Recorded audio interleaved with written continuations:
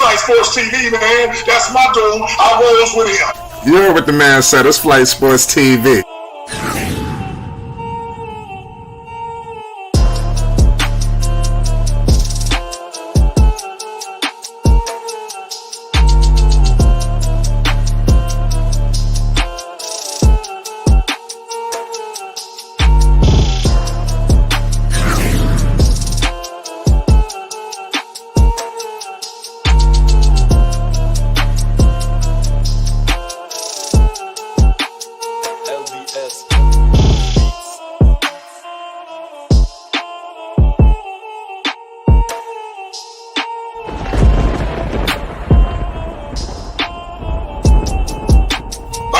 Flight Sports TV, that's where it's at. Flight Sports TV.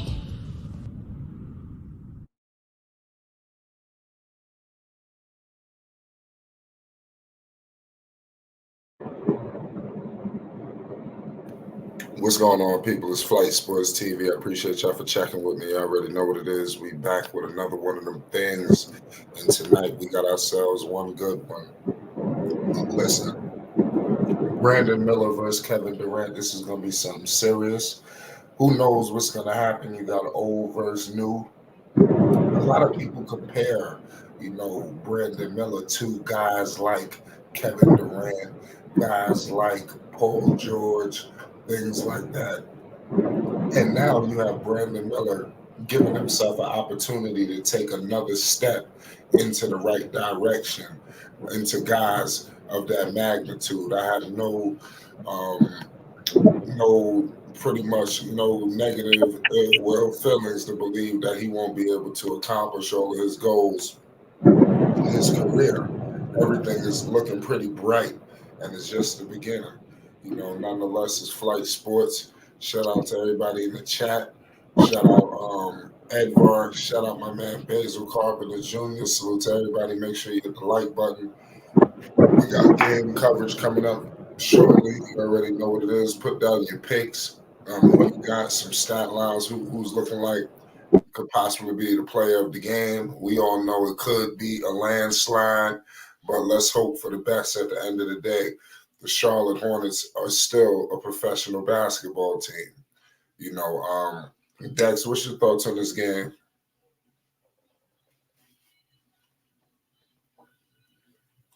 Well, Dex will be back with us shortly.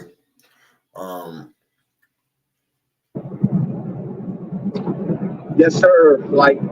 Shout out to Flight Sports TV, the machine, the voice of the voiceless, the people's champ, the hottest in these streets. Shout out to the panel as it reaches its premium peak.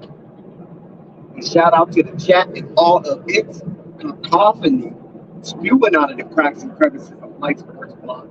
And big ups to everybody pulling up to enjoy this Friday night edition of Flight Sports TV. And please hit the like button, the subscribe button, and the notification bell so you won't miss one iota of an exuberant experience. And once again, I want to humbly thank you for inviting me into your space and integrating me onto your platform. There are several takeaways from this here meeting, right? And before I really get into the spiel of the tell of the tape in this here game, which Charlotte Hornets come in as an overwhelming underdog, the matchup between the two Slim Reapers, like the OG Slim Reaper and Kevin Durant, and the new and upcoming addition of Slim Reaper and Brandon Miller. And Brandon has played himself into the hearts of the Charlotte loyalists. He has become a very integral part of the hive. And moving forward, and if his health withstand and serve him best on this parquet floor down here in North Kakalaki. Brandon Miller will be something to reckon with, like, for years to come. And his name will be on the foremention of purists, pundits, and fans alike on the tip of their tongues when they're bumping their gums. So this here matchup with the boys from the Valley, I'm talking about those grinders in the desert. Every time they step on the court, there's a chance you can get spiked by one of their cactus spikers, the Phoenix Suns. And they didn't come to play. They're not here to play.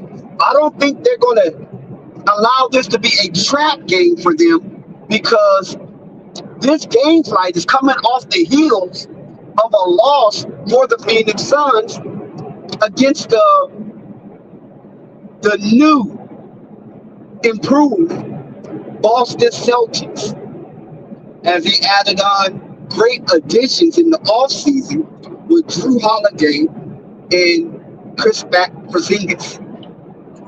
This have allowed Joe Mazzulla to be more versatile in his approach night in and night out as the Celtics head coach. So when the Charlotte Hornets come in this game, coming off a fantastic victory on the road down there in country music capital, Tennessee, in the heart of blues, Memphis, Tennessee, right off of Beale Street at the Target Center, was once a real difficult place to win.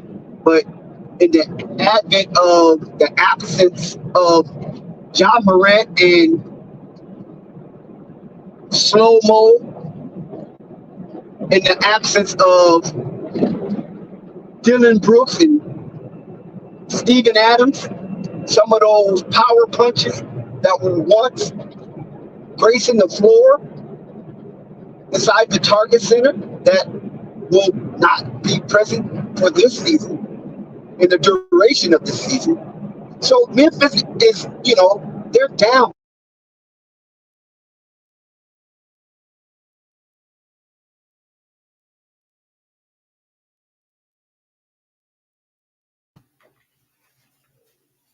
Shout out to everybody that's joining right now. The score is 9-2 for the people that's coming through. Put your picks down right now. You started to break up a little bit. Oh, well, with all that is said, Mike, as we measure the tail of the tape of this here game, Phoenix Suns have been petey-rolled the Charlotte Hornets for the last 6 games. And an indication of what might go down tonight was the last meeting of these two teams. The Charlotte Hornets yielded an astronomical amount of points, and to be exact, 133 points to the Phoenix Suns. And now we have the return of Devin Booker. They're getting back into stride. That was a difficult loss they took against Boston. So I think the Phoenix Suns is going to come in this game munching, Flight. I think they're hungry, and I think they see the Phoenix Suns as food. They see the Charlotte Hornets as food. The Phoenix Suns see the Charlotte Hornets as food. So the Charlotte Hornets got to be very vindictive in this here matchup, because the Phoenix Suns have been owning the Charlotte Hornets for the last 6 games. So if the Charlotte Hornets want to make this a different outcome than past engagements, then they have to come out vicious, focused, and ready to fight for the respect of the spectrum center fight. Yeah, that's exactly what they're doing right now. You got Trey Mann and company and these guys. They're trying to get to that point of respectability. Obviously, they're building keys and steps into next season. You're not going to get this whole year back with the rest of the games that's being played. But it is what it is at the end of the day. You got Miles Bridges doing this thing as 10-8. We got to understand the Phoenix Suns, people, that they're not the juggernaut that a lot of people thought they would be, at least not yet. Sometimes these teams need about a year or two to get right. Everybody looks at the Boston Celtics, the original big three with Garnett, Pierce, Allen. They won it all in the first year, and everybody is. But we forget about the other big three in Miami, who it took a year. Other teams they just need some time. It is what it is. These guys are coming together for the first time. So let's see what happens. So, and I say that to say that the Charlotte Hornets could very well win tonight or make this game more competitive than a lot of people think. We got Poku about to come in again. We headed to a commercial break. It's going to be interesting to see what he brings to the table. I'm looking at all of these guys and seeing how they're going to fit around LaMelo, especially the new guys. We had a commercial break, man. What's going on, Dex? Yeah, and you know what? Right. I also want to see how the Charlotte Hornets can they really dig deep within themselves and realize that the bright lights are on. This is a nationally televised game, and far and few between have the Charlotte Hornets hosted a nationally televised game. And with this being said, they are going up against two marquee players, two top 15 players in the NBA with Devin Booker and Kevin Durant gracing the floor. Let's see how they respond in the moment being faced against a Western Conference perennial playoff team that had once had a presence in the NBA Finals and have expectations to return to the grandiose scene of an NBA Finals appearance flight. Yep, absolutely, man. Brandon Miller, he's right on track, doing what he's got to do. Like I said, he's kind of fell into the shadows of the Wembanyama situation and all these other good rookies that have come about. But it is what it is at the end of the day. He's building his case, and I think that he's gonna win it over the long haul. We're looking at these guys now. I think Miller, he's gonna evolve into something special. Salute to all y'all in the chat. Everybody that pulled up to the game. Make sure you hit the like button. It's always a pleasure to politic with the people. Kevin Durant, they got a lot to prove, but these are the kind of games that Kevin Durant and these guys do lose. There's pressure on Bradley Beal. I mean, like I said, these guys got to win some. Beal coming from Washington, And who's to say this three is just going to fit? It's not seamless, obviously. They need to get some more defense. They need to shore up some other things, but these guys are making all of the money. So, it's payroll. Yeah, Flight, what do you think about the matchup with Brandon Miller versus Kevin Durant? Two Slim Reapers, one in his back portion of his career and the other one in his infancy of his career. How do you think this fares? Do you think Brandon Miller will shrink under the spotlight versus Kevin Durant, or do you think he would try to, show his powers as the new up-and-comer representing that Slim Reaper cloth? Yeah, well, I'm gonna get to Kevin Durant talking with Steve Clifford. I wonder what they're talking about. I better have something to do with Brandon Miller. But I'm with you there, man. It seemed like you got one guy coming in, one guy going out. Pause. Even though you got Durant, I think he's got a lot more time. Probably about, I would say, 2 to 3 more years at this level, maybe more. Maybe four. I know that Achilles, but.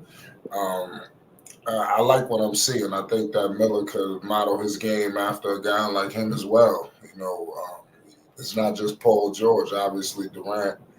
I like this. I like it. I like what's going on. I like how Durant has kind of. I wouldn't say he took him under his wing, but has gave some good encouraging words. Could it have something to do with the Bradley Beal connection? Possibly, but they've embraced him and let it be known that they look at him as in the future. He's gonna be one of them guys, a perennial all-star, all that old good stuff.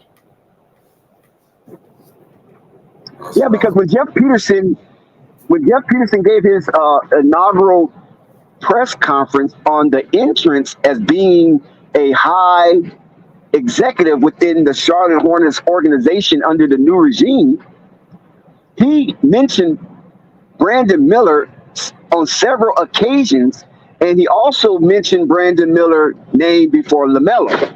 Now, some took issue with that, but I didn't take issue with that because I know that Jeff Peterson is a highly educated man, very astute, well spoken, and knows how to convey a message. The reason to me that Brandon Miller was mentioned over LaMelo Ball first when it came to the talent pool of the Charlotte Hornets is because Brandon Miller is on the court.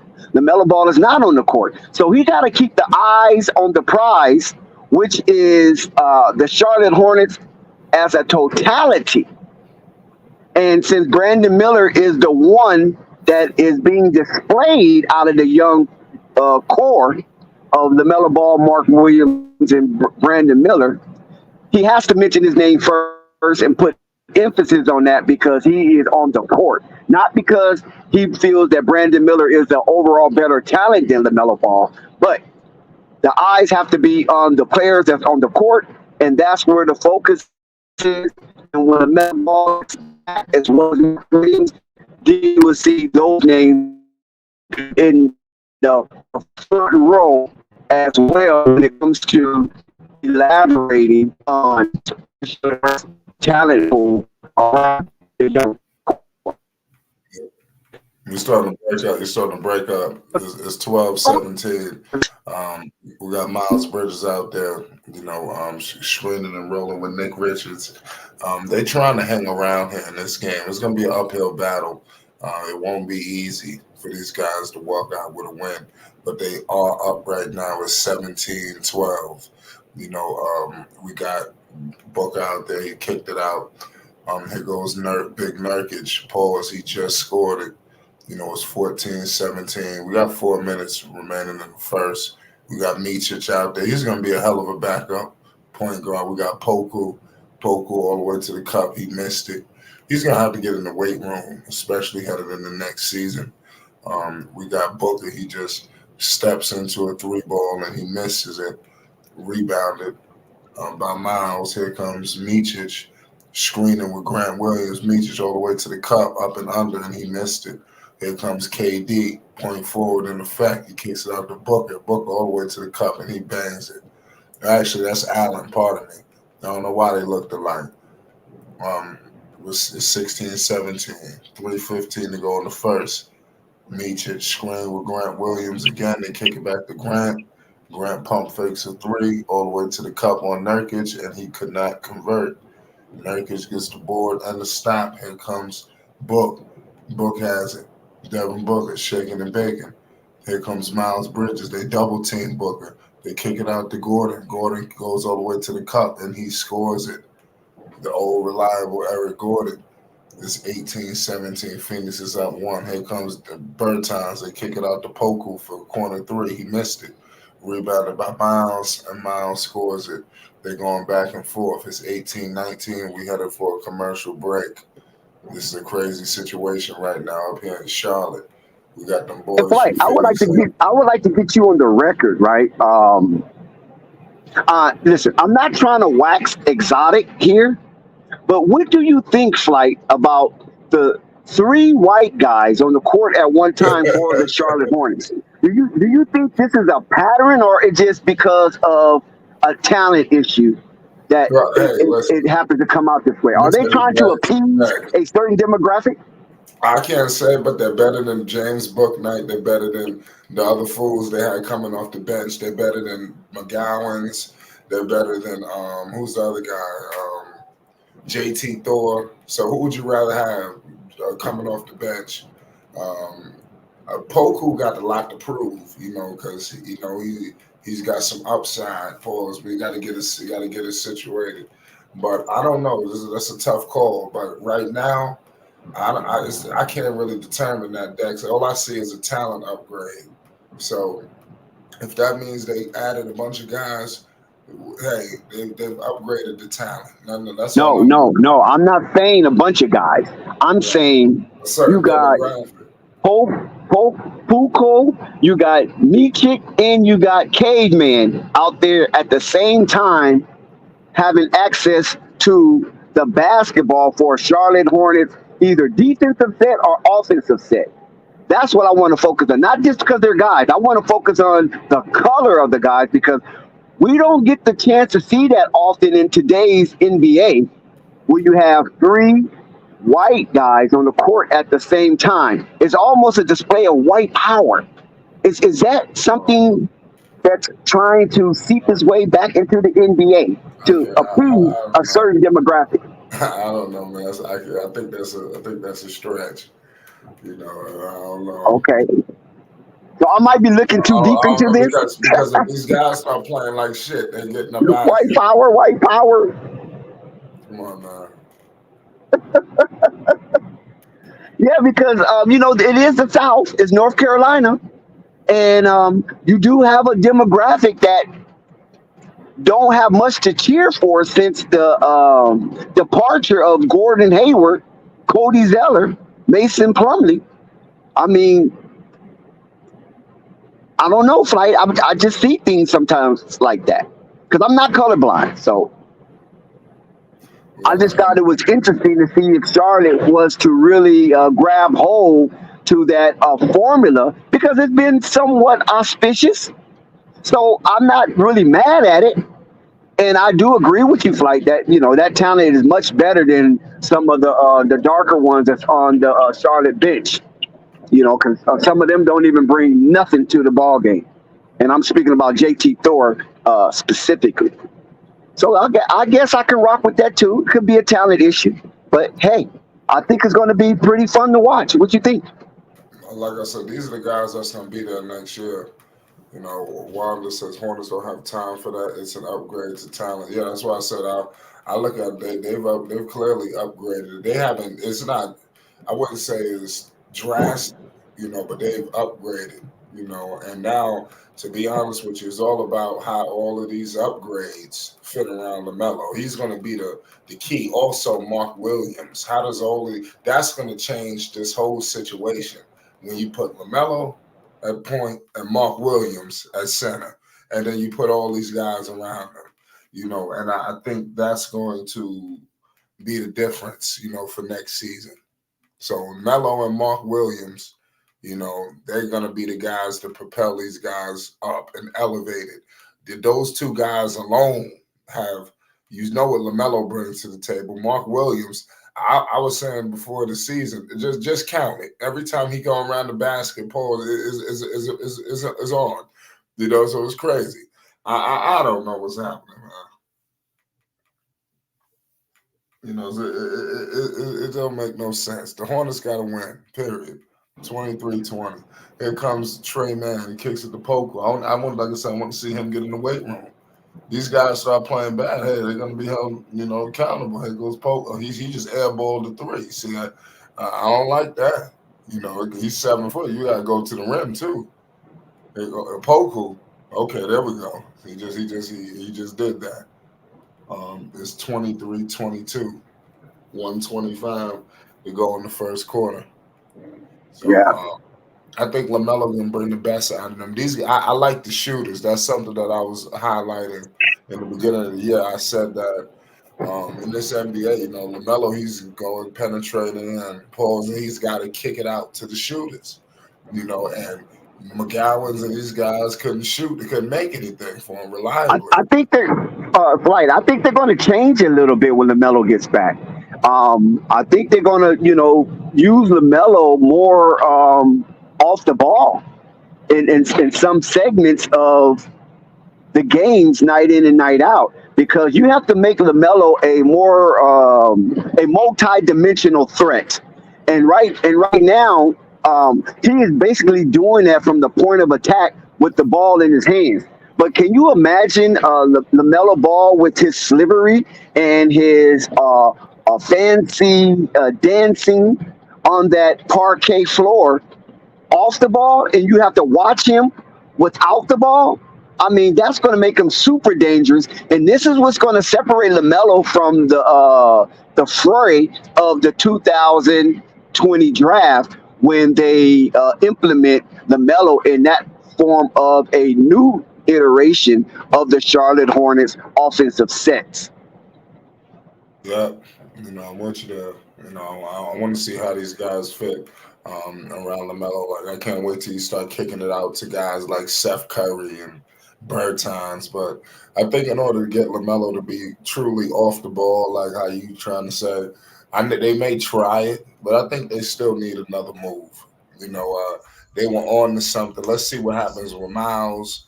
I don't think you if you can't get Miles back on a decent deal, let him walk, because they was going to trade Miles Bridges. They was going to get some pieces for him. I think he was another domino that was going to bring in some value. So they still could pull off a sign and trade for Miles to bring in some more supplementary pieces. So that's going to be like $100+ million contract. So you're going to be bringing some of that value from whatever team. So we still could see something from Charlotte. I think another move is needed, and also their trade value has went up. So now when teams are looking at what they have to offer, things look a little more appealing. I'll take Trey Man, this one and that one and that. Now you start talking. Instead of saying I got Book Knight and JT Thor and McGowan's and Good point. Yeah, so now look what has happened. So now when a superstar becomes available, you just got all of these picks. So now you're able to move these guys around. They look more attractive. Poku turns into something, or he becomes something that teams want to see around LaMelo. These guys are gonna be looking crazy. So I expect them to look even better with Melo, and the trade value is gonna go up. And I'm going to find it interesting, Flight, to see LaMelo in the midst of the white.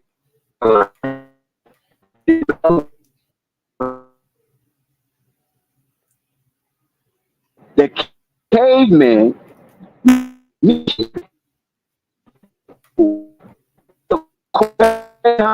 with the Mark Williams or Nick Richards, who that fifth person may be, depending on the lineup. I think that's going to be very interesting, because I don't think no team could be as white as that, and that might garner the Charlotte Hornets more fanfare, because hey, everybody wants to cheer for themselves, or the reflection of themselves, so they could feel better about watching basketball as well. So I'm gonna take it on that level. I'm gonna take it on that. I'm gonna go there with it, basically, because I think that now the caveman, aka Bartram, he might be a selling point, because I think he can garner some fanfare from Tobacco Road, based on the fact that he looks like the average F-150 member, or quad driving in the mud, or hiking in some of the hills of North Kakalaki. So he can, resonate with some of the sourpuss of the Charlotte Hornets fan base who really didn't feel the departure of Gordon Hayward to the Oklahoma City Thunder. So yeah, I think the Caveman could bridge the gap with that fan base and bring them closer to Charlotte. Like, Well, I'm with you. I'm with you there, man. Let's see what happens. Like I said, and speaking about him, he just scored again. yeah. He's gonna be a fan favorite. Watch and see. Yeah, I mean, like I said, I think that anybody's going to be a fan favorite for the Charlotte Hornets who can put the goddamn ball in the court. I mean, on the floor, pardon me. Because these guys, it's horrendous. You know, the supporting cast has been surrounded around LaMelo. And you got Miller, but you still need a supporting cast. So let's see what happens. I like Bertans, though. I think he could be money. You know. Yeah. So Chad, what you guys think about that? What you guys think about the shakeup in the Charlotte Hornets, and when LaMelo come back, who's going to be there, who's going to be gone? Yeah, that's a good call. I guarantee some of these new guys will be there. You know, you got Grant Williams. You know, like I said, like I said, the trade. You start looking to maneuver some things. It starts looking a little better.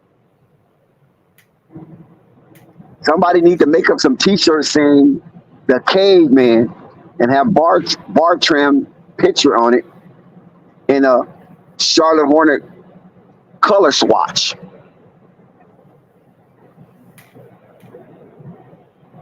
I might have to do that. I think that might be a new bag flight. Well, shout out to Jessica. Salute to you. I got my man Bill shaking and baking in the mid range. We got Nick Richards. He shoots it. Bill, he scores it. Wanda says McGowan's gone possibly. Yeah, I mean they might as well let go of all of them. You know, that wasn't working out. Let's get some new young talent. You know, this is what happens, man. The Charlotte Hornets is keeping this game competitive. Like, it's early on, so we don't want to get ahead of our britches, but they're keeping the game competitive. In past matchups against the Phoenix Suns, the game kind of grew out of hand early on, but not tonight.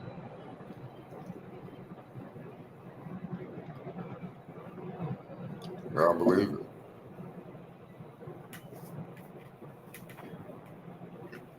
It's 35-30. And Phoenix happens to be up. Yeah, they falling in love from the distance, and that's not going to get it. They got to, do more penetration because Yusuf Nurkic is not known to be a defensive guru in the restricted area, and they need to challenge him.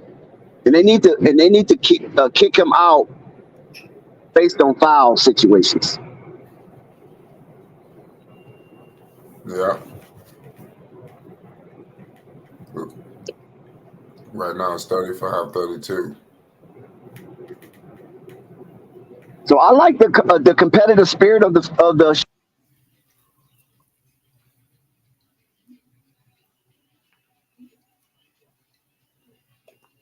The Hornets outside. Shout out Coffee. Shout out to Coffee. Yeah, Flight. I like what I'm seeing with the Charlotte Hornets because they're not afraid and they're keeping track because they're faced up against Bradley Beal, Devin Booker, and Kevin Durant. 3 players that can get you 50 at any given time. And the Charlotte Hornets, minus their best player, is not withering away. You're right about that.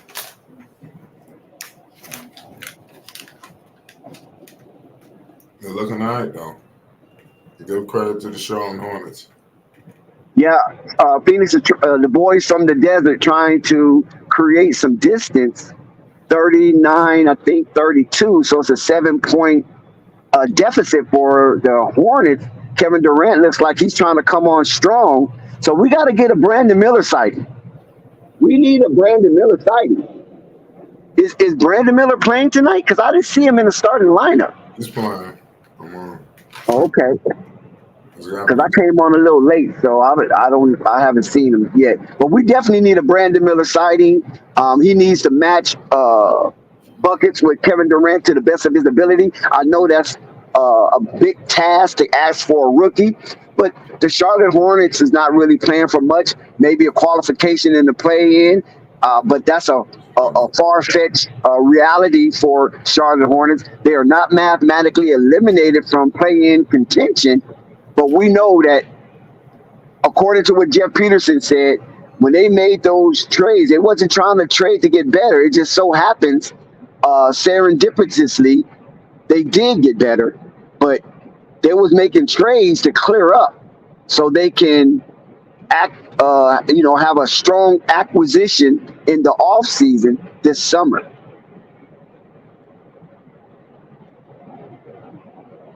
Yep, this gonna be another big summer for Charlotte. Do you see some more moves happening, or you think they're gonna roll into next year like this? No, I don't think so, Flight. Because I believe some of the talent that's there is not going to stay. Most of these guys are being showcased. They're not auditioning for a Charlotte Hornet contract. I think they like who they like already, but they're keeping that close to the vest, so they won't devalue some of the assets that they acquired. And with the commodity they have to put on the market, they should be able to land someone pretty solid, due to the fact is that the Charlotte Hornets have money now, and they have impressed. They have impressed other executives that's in the business with this short turnaround with the new regime. So these new executives for the Charlotte Hornets, not only are they showing executives that they're willing to go all in and put their chips in the middle of the pile, but they have money. They have money available, and they're not locking their money up with just anything, just to lock their money up. You know what I mean? They're going to be more calculated in their risk and not be safe like the old regime. All they want to do is be safe, keep the money low, and just keep piling in the dough. Yeah, you're right about that. They just got to keep getting better. That's just all I can say. But they're moving in the right direction. They're much better than they looked before. So you just got to do the shit in steps. Give the Hornets credit. They're losing right now. Like I said, Miles shoot way too many threes for me. They might as well let his eyes go. They could find another shooter. That just kills me with Miles. But I mean, he got so much. You just hope so much for him. You just keeping him around. Interesting. This is one of those games that Cliffy have to reel these players in. This is where you come with coaching. Are you coaching this team, or are you just observing this team? And those are two different dynamics when it comes to motivation of men. And right now, Cliffy is allowing this team to shoot too many three-pointers, and they're not a good three-point shooting team. Last night was an aberration. I mean, the other night was an aberration against Memphis, where they knocked down a tremendous amount of threes. But that's not going to be night in and night out for this team, because that is not where the elevation of talent lies, shooting beyond the arcs. That's facts. The Charlotte Hornets, man, they just got to get it together. They're going to be a team that can perform behind the arc, especially next year, alongside LaMelo, because of the guys that they brought in. I think that these guys are definitely going to be difference makers. So just give them an opportunity to become difference makers. It's 41-32. crazy game so far. The Charlotte Hornets have yet to really explode on the fast. Oh, sorry. I said the No, you Charlotte got, Hornets have yet to explode on the fast. Can you hear me? yeah. I don't want to be talking over you. I was trying to basically elaborate on the Charlotte Hornets defunct fast break offense tonight. I don't know if it was due to the reaction of the Phoenix Suns defense getting back and preventing fast break opportunities.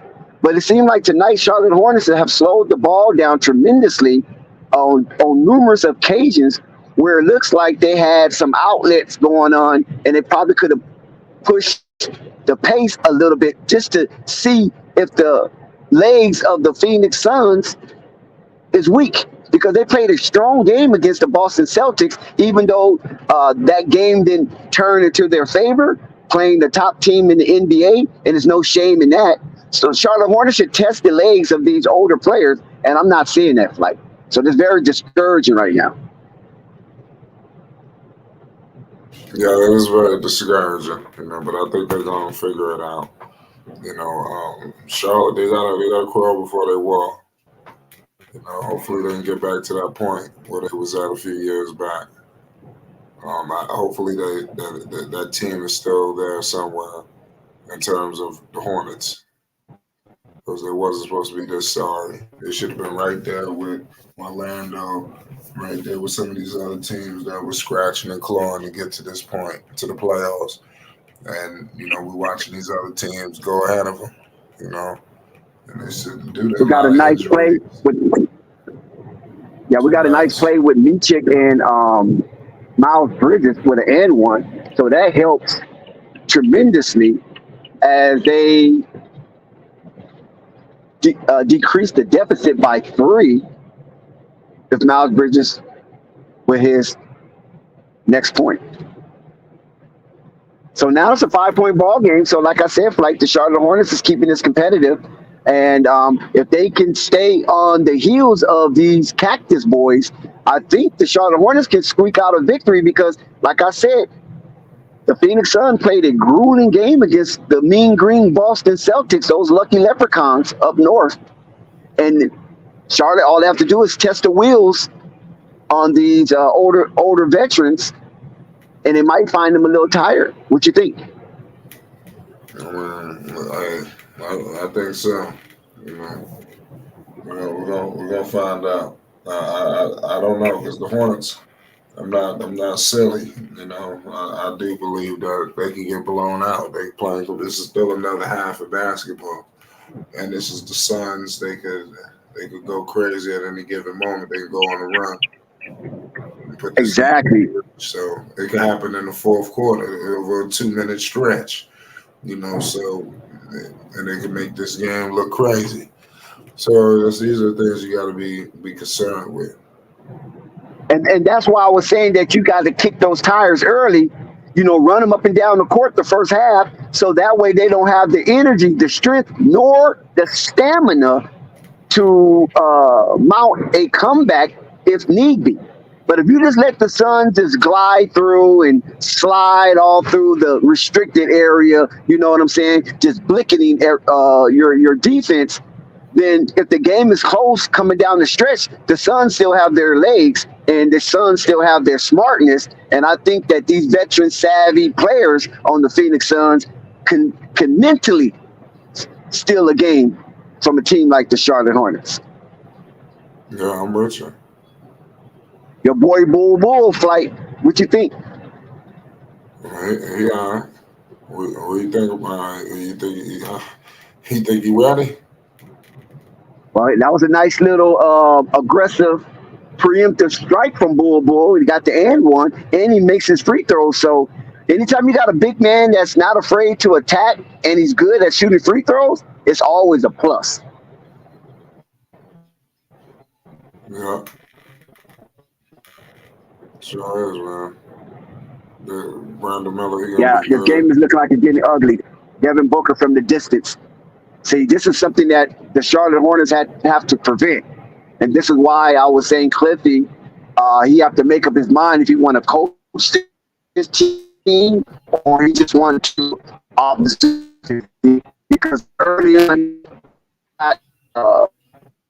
he happened and was allowing the Phoenix Suns to get off the hook.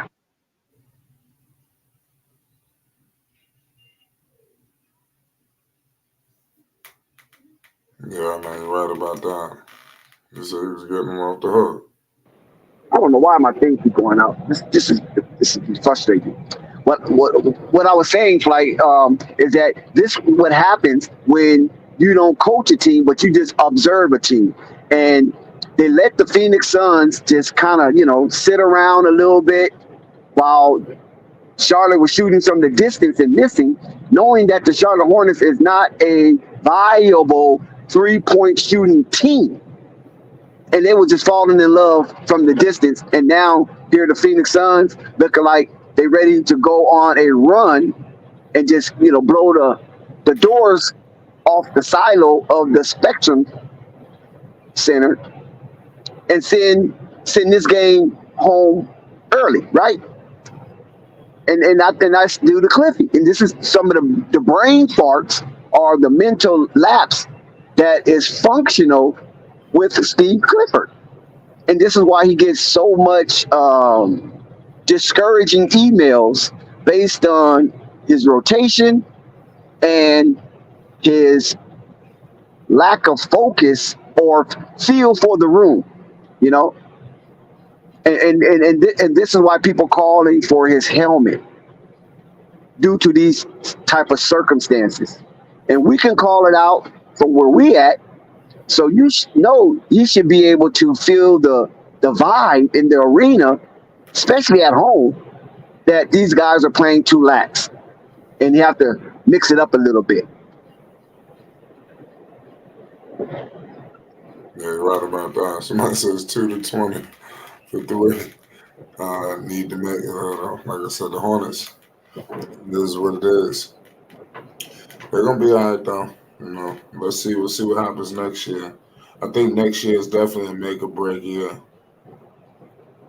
Yeah, because the score at one point was 30 to 35, right? Then it got 35-32. And then, that's when you gotta create a sense of urgency amongst this team. And if you can create a sense of urgency early on in the matchup by these guys being younger than the Phoenix Suns, it will hold its weight in gold come down the stretch in crunch time, which is the last 5 minutes of the game, because they're already in that survival mode. But no, they were just, okay, we got to win against Memphis, and we expect to lose tonight. So, do I really push these guys? And this is a kind of determination that will yield to his firing in replacement come next season, because of situational coaching is very poor, and his intelligent quotient is low when it comes to those moments in the basketball games. Like, yeah, I'm with you. The Charlotte Hornets, they just got to continue to just continue to progress. Don't skip no steps in their development. And like I said, all of these moves are good, but it's all about how they fit around LaMelo. There is a nice play. Bull will be tagged with the tax lien, and Grant Williams just manhandled Bull and has been rewarded for his aggression with a 3-point play opportunity flight. So Kevin Durant comes back into the ball game. Yeah, so Bull, I mean, he might be something on offense, but his defense, especially on ball defense, I think it's just underwhelming. Like, who's on ball defense? You said Bull. Nah. So,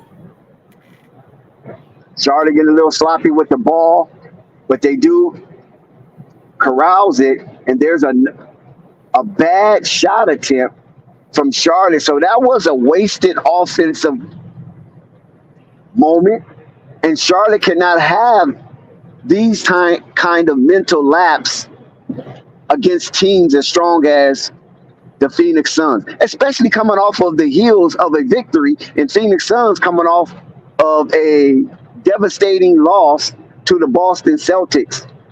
So something will have to give tonight.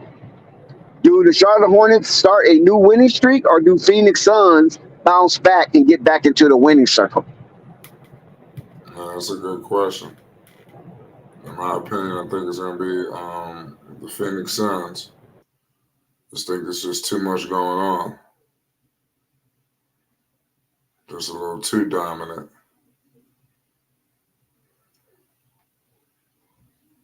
The Charlotte Hornets, man, they got ways to go. As you look at teams like Phoenix and the trajectory that they're on, And Flight, they got a long way to go, y'all. and Flight, you got to keep in mind that this is a nationally televised game right here.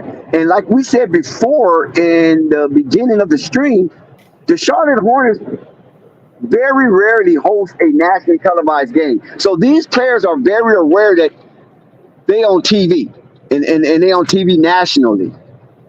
And sometimes when players get on TV nationally with teams like the Charlotte Hornets that lack leadership, sometimes they get a little unscrupulous in their solo desires, and they play off script. And this is the type of basketball you can get when you play off script and you're not playing that team-oriented basketball that you played when you won your previous game that wasn't nationally televised. Right, I'm with you, though. Yeah. How big do you think those kind of things affect a team like the Hornets? Did you hear what I said? Yes, Kevin. I was watching Kevin Durant get damn near crossed over and broke his ankles. Michik, so that's a highlight in itself. Michik just made Kevin Durant eat dirt. Michik at the line, and he misses.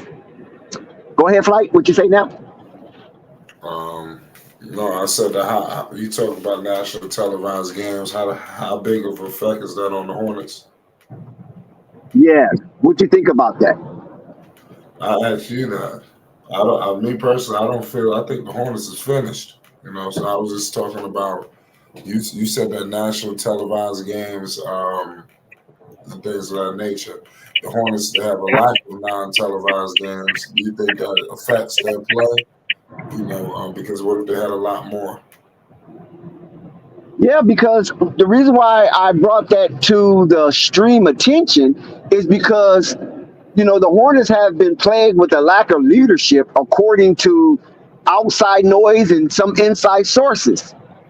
So since there's a lack of leadership, that means that the focus can go array when they are being showcased nationally, because now everybody can say, look at me, look at me.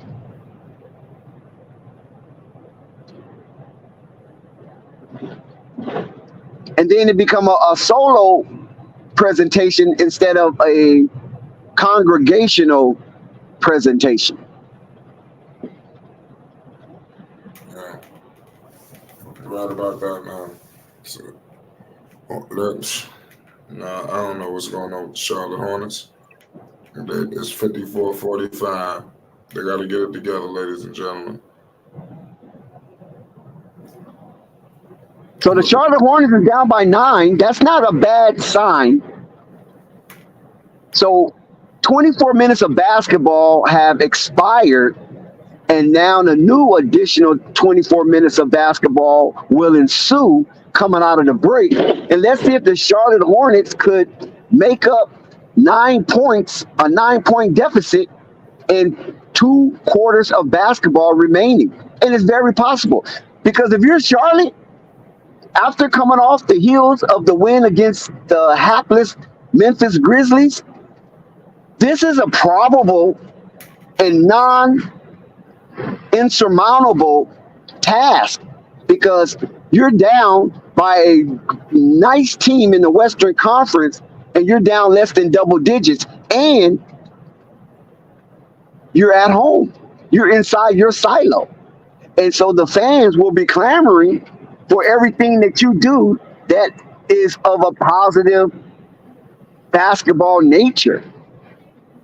So I'm not ruling the Phoenix Suns.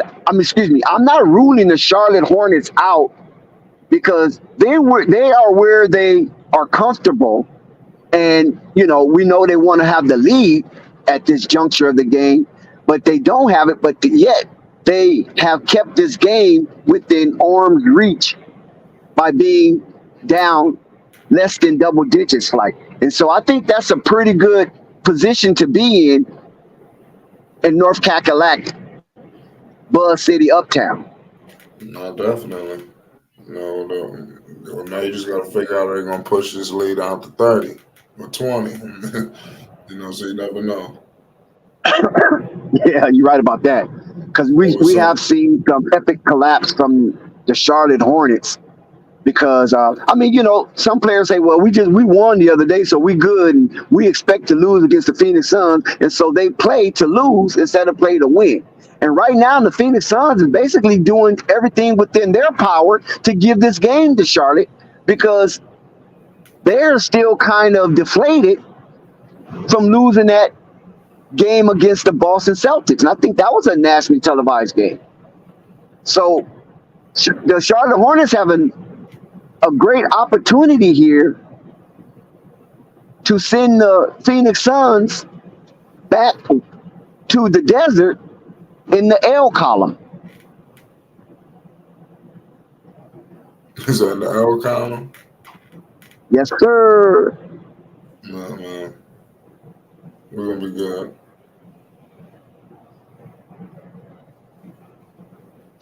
And the difference between the Charlotte Hornets' last victory flight and stream is that the Charlotte Hornets was having a lot of ball movement. So you couldn't pin down on one particular player. And when you have that kind of ball movement with a team like the Charlotte Hornets that has shallow talent, players like Miles Bridges emerge because he can get a lot of one-on-one action.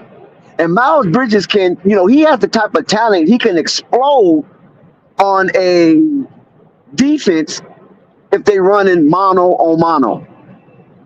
And we saw Miles Bridges the other night do exactly just that when he had an opportunity to have less defensive players blitzing him and for him to give up the ball early and not return to him. But when the ball is being moved around the court, the way the Charlotte Hornets moved it around Memphis, we know that there is a talent difference between the two, Phoenix and Memphis. But the principle of the game doesn't change. So if you can move the ball around on preschoolers, then you should be able to move the ball around on high schoolers. It's just a mental thing. But like I said, you get in these nationally televised games, and we have seen Charlotte lay a dud in nationally televised games because they go into their solo act and they become a non-prolific passing team to a solo, accolade, agenda-driven, individual team. And they do a lot of isolation basketball. So hopefully they can break out of that spell, that ISO spell, and get more into team-oriented ball movement, making the defense adjust and constantly be on their heels, not knowing where the ball will be launched from. That's how you're going to win with a team like the Charlotte Hornets when two of their best players are absent and possibly absent for the remainder of the season flight.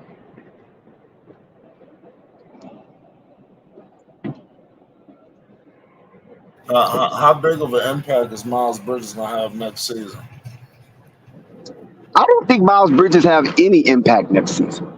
I don't think Miles Bridges have any impact this season. What we're actually witnessing with Miles Bridges is somewhat of a similitude that happened with PJ Washington last season. Because PJ Washington had some terrific games, and then PJ Washington had some monotone games. So going into the offseason, PJ Washington was only focused on his explosive games. But the league didn't respond to that. The board of governors didn't buy in. So PJ Washington had to return to the Charlotte Hornets feeling that he was underpaid. And by him returning to the Charlotte Hornets feeling that he was underpaid, that created a grudge. And that sent PJ Washington out the door. So I'm kind of getting a reminiscent of that episode with Miles Bridges, like, because I'm not seeing Miles Bridges do much to collect wins. What Miles Bridges is doing is not even eye-popping. So what Miles Bridges have displayed this season, anybody coming out the G League can do this. What Miles Bridges have displayed this season, some players on other teams that's coming off the bench could do this. So Miles Bridges seems like he is playing it safe. He's trying to stay healthy. He's been out of basketball for a while, and an injury could be right around the corner.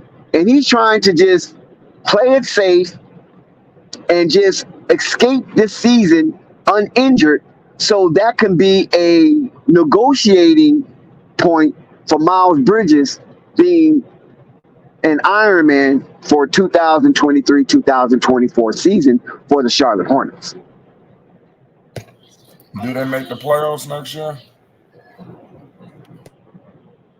Well, like I said before, I'm not going to prognosticate when it comes to the Charlotte Hornets, because we have to see what kind of moves they make in the offseason. We have to be able to feel comfortable with the availability of a LaMelo Ball. We have to see and witness the display of tremendous basketball with the combination of LaMelo Ball and Mark Williams healthy on the 94 feet parquet floor. So if all of the glory aesthetics of the Charlotte Hornets court, if it doesn't have LaMelo Ball, Mark Williams, Brandon Miller as a healthy core, then it's like a $1 million Picasso painting sitting in the basement of someone who really doesn't know its worth.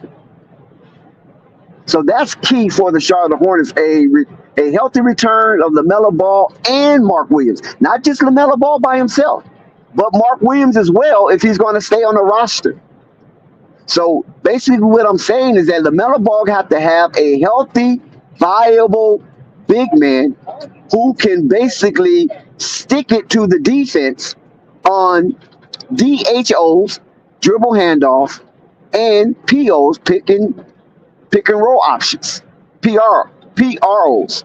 So that is a offensive set that's have yet to be stopped on any level. If you're able to run that successful with two entities that can score on various spaces of the court.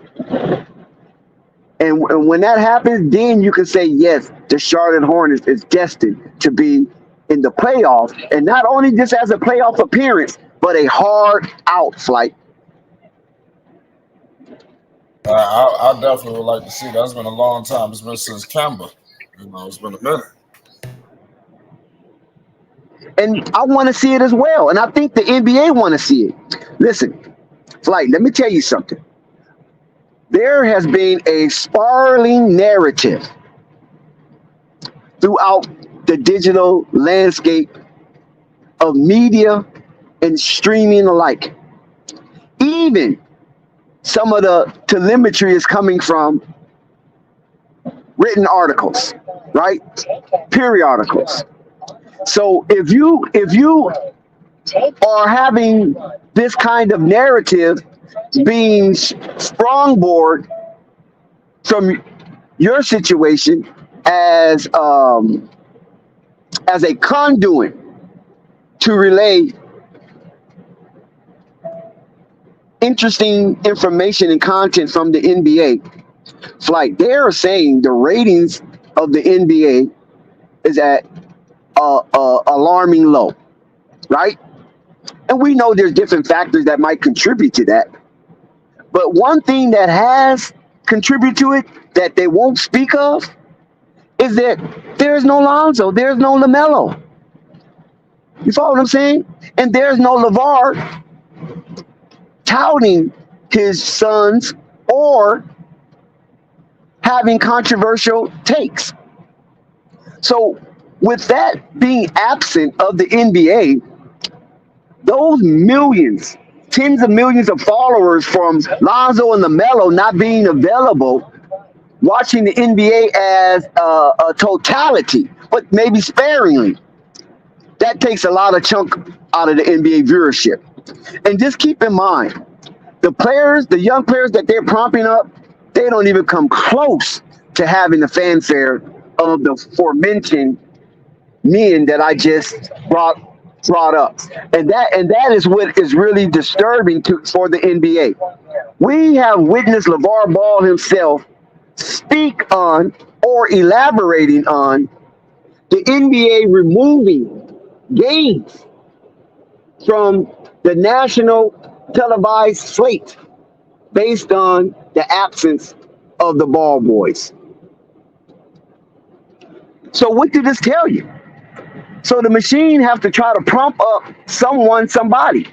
Now, I'm not saying the numbers are inflated based on the machine backing or prompting certain players that's of the Lonzo draft or the LaMelo draft to as a facade. But what I'm saying is that these players are putting up numbers, right? For both of those drafts. And we know LaMelo draft is the most lucrative draft in NBA history. And so there's players from that draft who are putting up numbers. But I think the NBA is being a little vociferous when it comes to certain players out of that LaMelo Ball draft class. We already know what they're trying to do with Jason Tatum, right? Coming out of the Lonzo Ball draft. We already know what they're trying to do with Jason Tatum.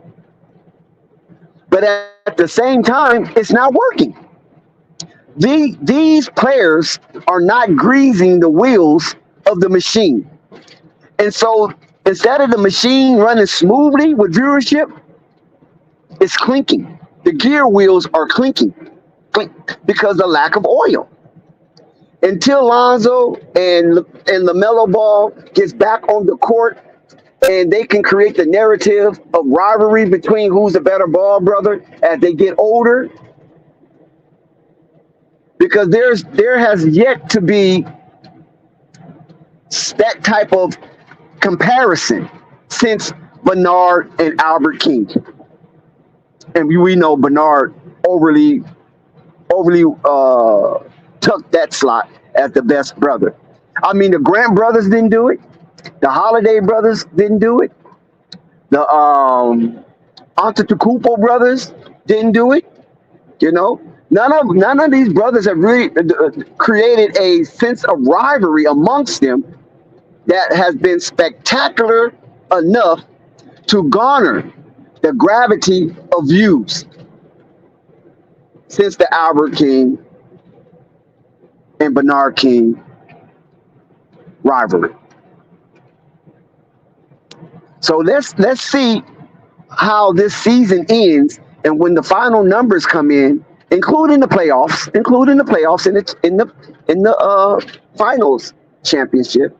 Let's see how these numbers set without LaMelo and Lonzo on the court, creating the kind of hysteria and hyperbolic atmosphere by comparing the two when they play against each other head up, or their teams as they float throughout the season in their presence as they play on that parquet floor. Like, and stream and chat, what do you guys think about that narrative about the NBA ratings are disappointing to the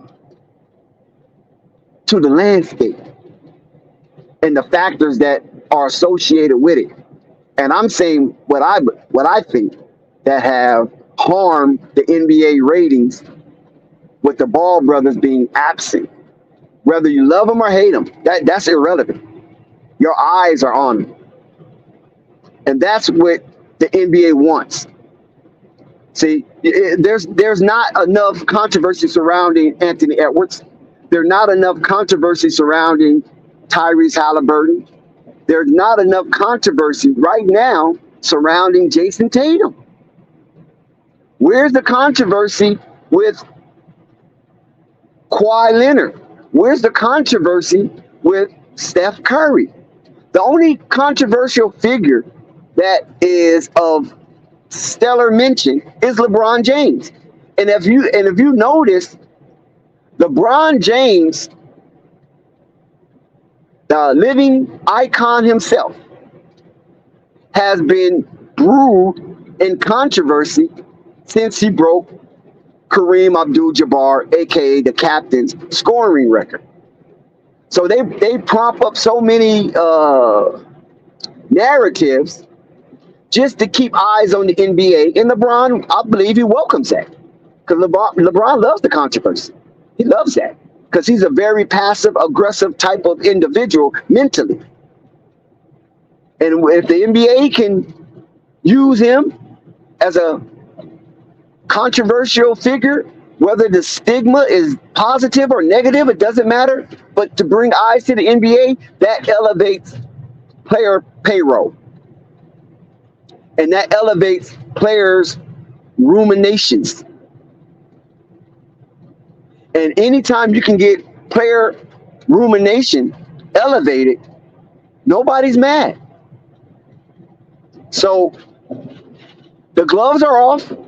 They're coming for LeBron, knowing that there's no evidence because there have already been a federal investigation and LeBron James have been cleared. But that don't stop the guys from making content, because the guys making content, they trying to do the same thing. Bring eyes to their content, whether it's views, likes, subscribers, and increase their monetization on their channels. I'm starting to learn how this YouTube thing works. And so, hey, it is what it is. So until the Ball brothers get back on that court and playing at a high level, and where, oh yeah, we didn't even mention the Martin twins. Same thing with them, you know. And the NBA did try to spark them on a Miami versus the Charlotte Hornets game. I remember that. They highlighted the Martin twins, but that was to no avail. The only person that can hold down the controversy, good or bad, up or down, black or white, positive or negative, is the Ball brothers. And when the Ball brothers are playing at a tremendous level, that definitely heightens the tension and it heightens the profile of each individual Ball brother as well as NBA. And we all know the NBA is fantastic.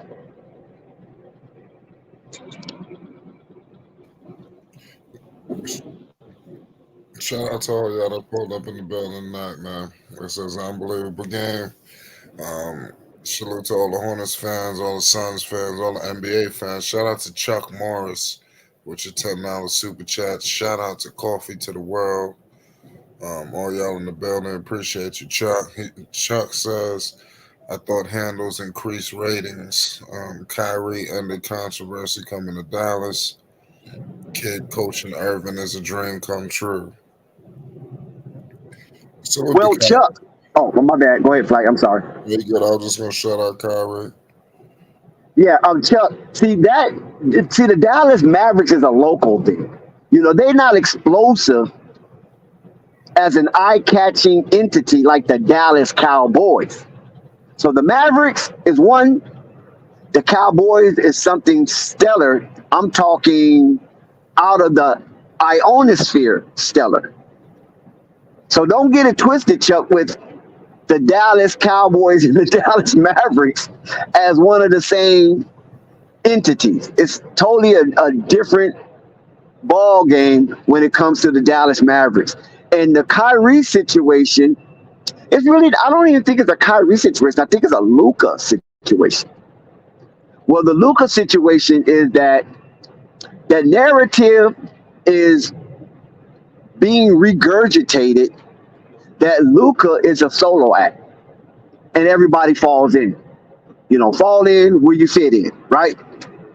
And Kyrie is not saying much about it because Kyrie is just trying to glide through the season unscathed and healthy and collect his portion of the non-guaranteed based on incentives performances. So Kyrie is being a good Kyrie when it comes to that. And because Kyrie don't duck no smoke, but Kyrie is like, look, I'm eating, I'm scoring what's Kyrie, 26 points a game or something like that. So Kyrie's Kyrie. And he's leaving up to Jason Kidd to shape, form, and nurture Luka in a way where all of his assets as a basketball player can enhance the team and enhance the team winning moments. So that's what Kyrie is doing right now. So if you say Kyrie has undergone the conspiracy of silence, which was termed, I think was it termed 1863 or 1865? Right, I think 1863 was termed 1863. The conspiracy of silence. If you think Kyrie has undergone that method of approach, it's a possibility, Chuck. But you got boots on the ground there, Chuck. You are more in tune with that atmosphere than myself. And Chuck, whatever you bring to the table, you already know it's welcome. So keep up the good work, Chuck. Keep us informed. And the more, the merrier. So the Dallas Mavericks got a lot of stuff on the shelf because they just brought over Gafford, right? I know the game has started, but I just want to address Chuck. Chuck is definitely a staple of Flight Sports TV. They brought over Gafford to the Dallas Mavericks, and Derek Lively has went to the bench. And that in itself is some controversy within the Maverick Nation because they have become accustomed to the play, to the energetic play of Derek Lively. And plus, he's a young cornerstone to be implemented with Luka in his timeline. As Daniel Gafford, we already know he's a stellar, uber athletic center. And maybe he's turning over a new leaf being in Dallas because the expectations are a little different than it was in Washington. And it's a breath of fresh air for Daniel Gafford as well as PJ from the runway. Chucky's in the building, baby. Well, this game is working on a blowout anyway. It's 56. I think the Hornets are just trying to stay above water. You got Booker, he just scored 72-56. So it's only a matter of time before they just get finished. So wow, like you sound very non-optimistic. I don't know. They looking like the Suns about to get gone. Looking at Trey Mann and Booker. It's starting to look alignment now. Gafford, Yeah. 100 field goal. Yeah, I seen that about Gafford. Gafford been going on. Yeah, I think it's a 13-point lead. Is that correct? That's 72-56. Well, I got me. You might be ahead of me, man. Just Oh, that's a 16-point lead. A man just scored. So it's 72-58. It's 5:50 to go in the third.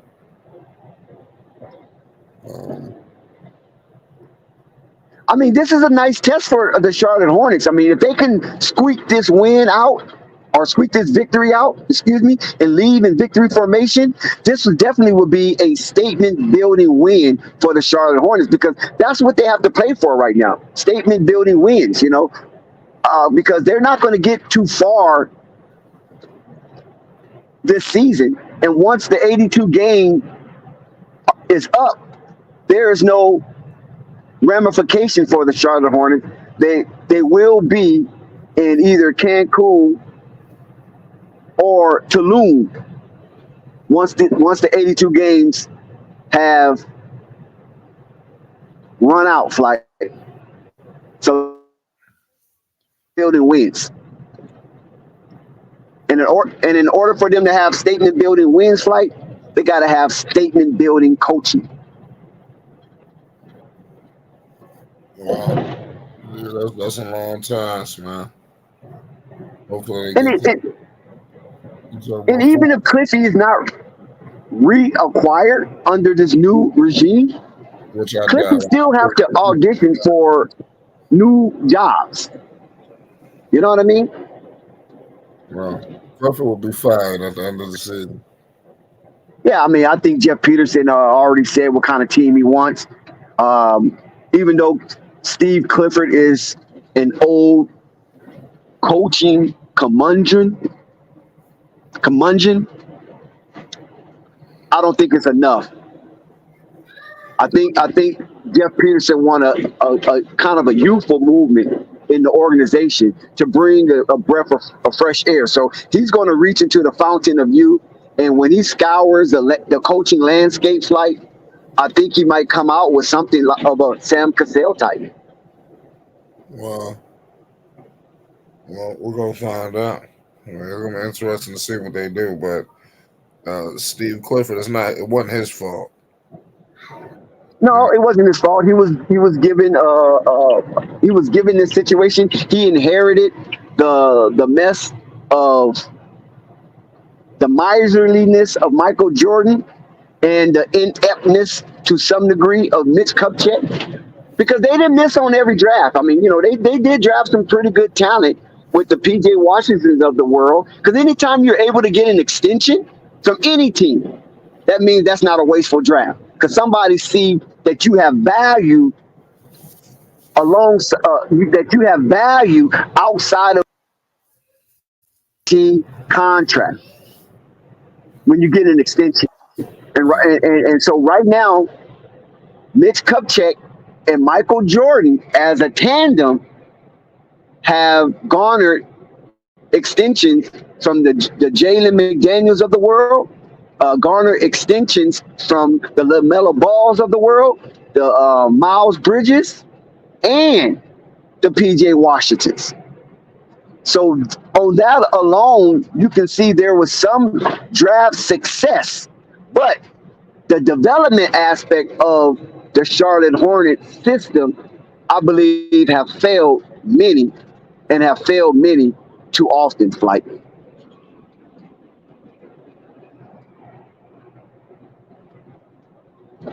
Yeah, I'm with you there. The Hornets, they cut it to 13. There's a commercial break. Thunder says, I won't really trash Clifford until everyone is healthy. Well, he ain't going to make it till everybody's healthy. I doubt it. I'd be shocked if they let him. They would just be delaying the inevitable. I think they would just get rid of him. He understood his business. Well, but Flight, I don't think it was because of his performance. I just think the way Jeff Peterson envisioned this team, and this is only speculation, no inside information, just speculation, just trying to put the dots together, because we all are traveling through the same labyrinth when it comes to the Charlotte Hornets, because they keep a lot of stuff close to the vest. So this strange labyrinth that the Charlotte Hornets have created when it comes to make and misses and educated guess and speculation is that Jeff Peterson, from knowing our people and knowing the youthness that he brings, but his youthness is filled with valuable experiences, and not only in one dimension. This man Jeff Peterson is multi-dimensional, and he's been in multiple executive situations. Maybe he's not been the main guy, but he was able to be in the room, and that presented an opportunity to steal a hearing. And listen, I don't mean steal because black folks like to steal. No. I mean steal a hearing means watching others' experiences, good or bad, up or down, in or out. He is able to culminate that into a mindset that have generated an stellar opportunity to be a high-level executive in the NBA at a very youthful age. I mean, chronologically as a puppy, but his mind has been overwhelmed with various experiences, and that's what made him qualified to be a high-level executive for the Charlotte Hornets. So he is very well qualified, despite the innuendos from various,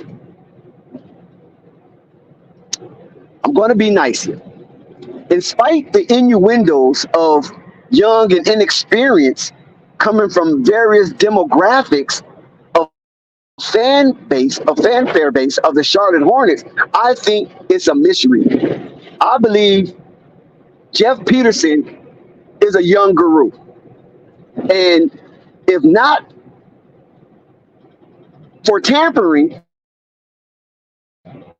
with his vision, I think he's going to open up an allure of beautiful things on the horizon when it comes to reconstructing the Charlotte Hornets. I believe Jeff Peterson could be a masterful architect in bringing something to the Charlotte Hornets uptown Buzz City atmosphere that a lot of us can be proud of.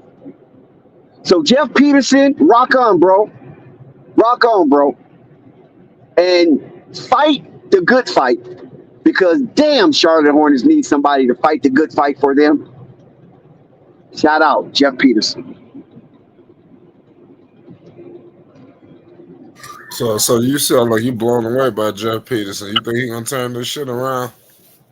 If he's not being tampered with, if he's not being impeded in any way, and if there's no jealousy amongst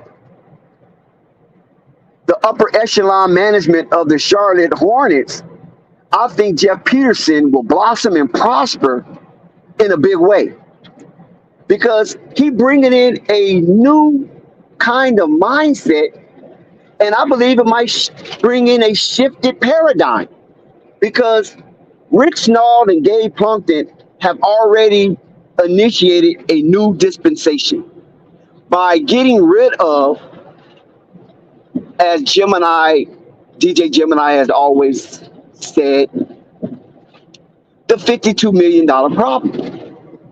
They got rid of that crap in a half a season. I mean, they put the NBA on notice with that move. They got rid of the old and brought in the new, and some of them and some of the players, felt some kind of way. You don't think Gordon Hayward has felt some kind of way that he wasn't wanted in a low bottom feeding team? No, we don't want your talent. How do you think Terry Rozier felt? He had a few choice words as backlash to his departure. PJ Washington, I mean, when you are rejected from a team that has been poor in talent and coaching development, you're going to feel some type of way upon your departure. And so that rejection turned into a dejection. And now they are where they are. They're doing what they're doing. Good riddance.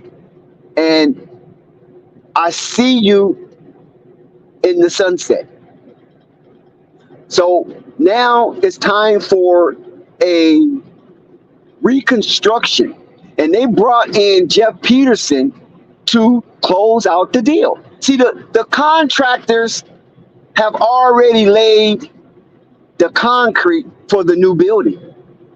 Now it's time for the foreman, the engineering foreman or the engineer to come in and finish up the beams, put in the substance, and close it out by laying the roof. So Jeff Peterson is the engineer to this monumental rebuilding and this structure that the Charlotte Hornets is trying to purvey amongst the loyalists down in Uptown, North Kakalakis. Like, Anything better than what Michael Jordan was putting out, right? oh, no doubt. Listen, Michael Jordan had the team for 15 years, and just in a half of a season, with the moves that the upper executive of the Charlotte Hornets have laid down, have already put them in the eyes of executives of the year mentions.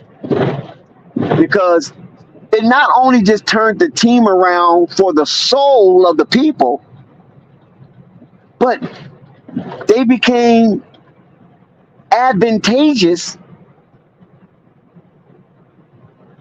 based on the opportunity to play right away. They didn't have to sit and wait behind nobody. And that could be due to injury. But I just don't believe that serendipity reigns supreme here.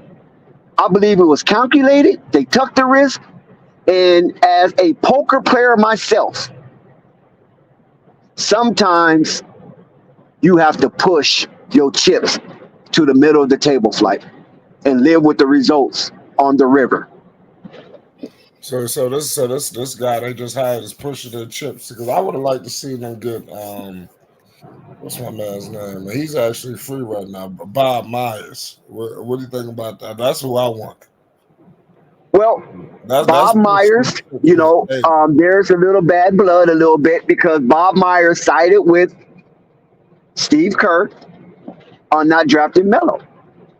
Now, I believe Bob Myers was sour that Steve Kerr didn't want Melo to be a part of the Golden State Warriors legacy. I believe this in my heart. I don't have no information on it, but I just believe this because soon after he had an opportunity to leave, he left. He didn't get fired. He left because too many occasions that Bob Myers was trying to orchestrate some kind of change based on his dissatisfaction of where the team was headed. He was denied the power to do so.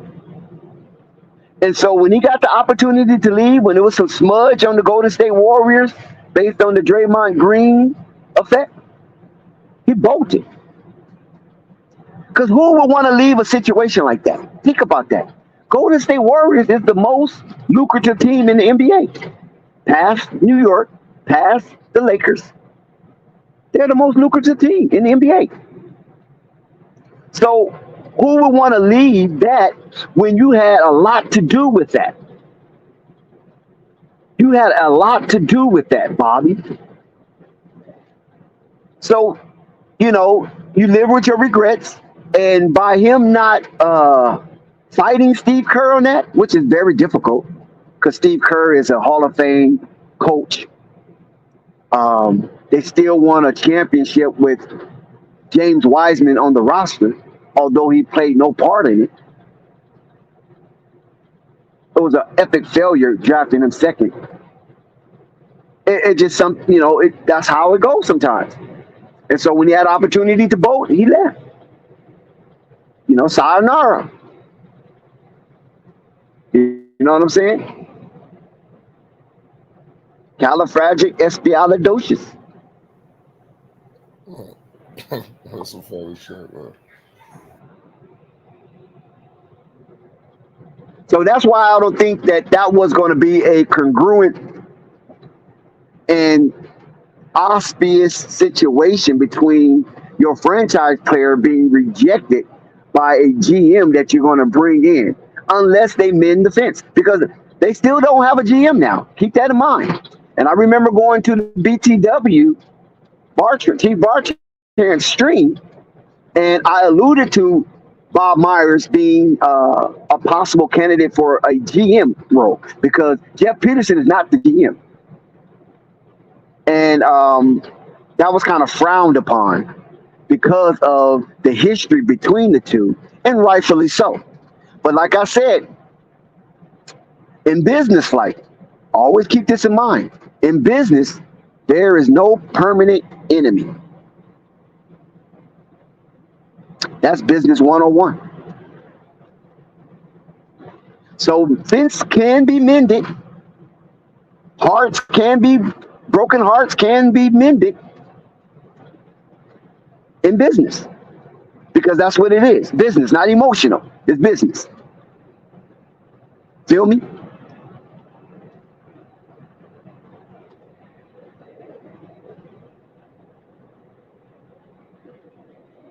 Feel me, Flight?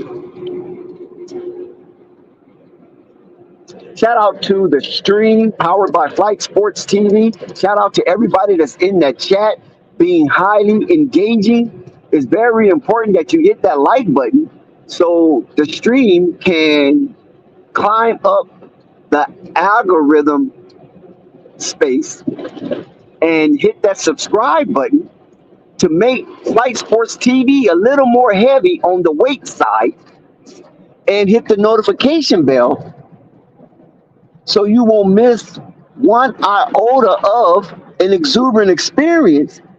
And also by hitting that notification bell, it shows that you want a continuum in engagement. And that is delightful to everyone who has been a brick in the wall at Flight Sports TV. And if you like what you hear, what you see in the atmosphere of Flight Sports TV, your generosity will never be taken for granted. As you see, Chuck Morris tonight have been very generous, and I would like the multitudes of the chat to follow suit. Because every nick and cranny of financial input into Flight Sports TV is a charming cause. And it lightens the burden of your heart when you're able to give without burden. When you are able to give without burden to something that you enjoy on a daily and nightly basis. Flight Sports TV is not going anywhere. There's no phoning our hand. Whatever cards we are dealt, we're going to play that hand and watch the plot unfold. And if we can bluff, we're going to bluff. But very seldom do we need to bluff because we have a consortium of content creators who have graced this panel and chat and made it an sensational symposium. And this is something that Flight Sports TV definitely appreciates. So we want to keep those kind of vibes alive and well here at Flight Sports TV. And we want to alleviate any grief, stress, or burden that have been gravely laden on your heart by allowing you to give to Flight Sports TV and giving you a grand opportunity to put some skin in the game and have something to boast about, that you are part of the growth and development of Flight Sports TV. So don't be ashamed, because we are not ashamed. You are in the right space at the right time And if it's not a burden on your heart or your pockets, please give to Flight Sports TV in way of digital currency, in way of Super Chat, PayPal, and Cash App, as all three of those digital entity, financial entities will be on display throughout streams of Flight Sports TV when we go live. You can catch it, be pinned up. Never miss a moment. Now, back to the game. I don't know what just happened to my stream, but for somehow, some reason, it went off. Oh, there we go. It's back on now. So this is the score I have. Some of you might be a little ahead of me, but officially at Flight Sports TV, we got 92-73, a 19-point deficit for the Charlotte Hornets. As it looks like Amari Bailey has entered the game and he's shooting free throws. He went up for an attempted dunk and was denied, but his aggression was rewarded by shooting free throws. I think, was that an N1? So 92-74, 18-point lead for the Phoenix Suns. And we talked about this ad nauseum, that the Phoenix Suns were just gliding through the game, basically sleepwalking, and the Charlotte Hornets was allowing them to stay steadfast with their situation and not putting the press down on the reary legs and old school veterans of the Phoenix Suns. And now their veteran savvy ways, those boys from the desert, the Cactus Kids, have came back to haunt the Charlotte Hornets. And this is why we have this large deficit. And it's starting to decrease, but this large deficit at this juncture of the game. And it's not too many possessions left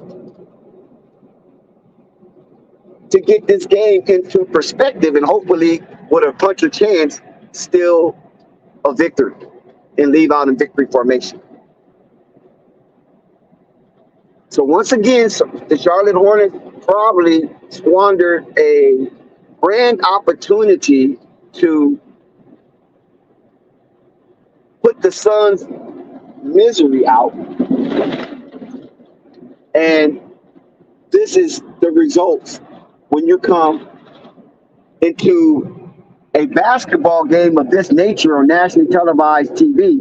Nobody wants to be embarrassed, especially the crafty veterans that you let seep through the cracks. When you had them on the heels early on and you didn't go for the punch out, the knockout. You just let them stay around and save their legs.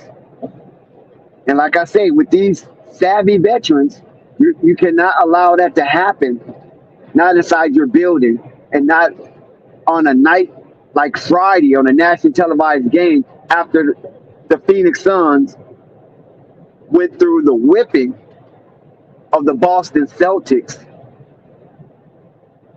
and use a lot of their energy and use a lot of their stamina.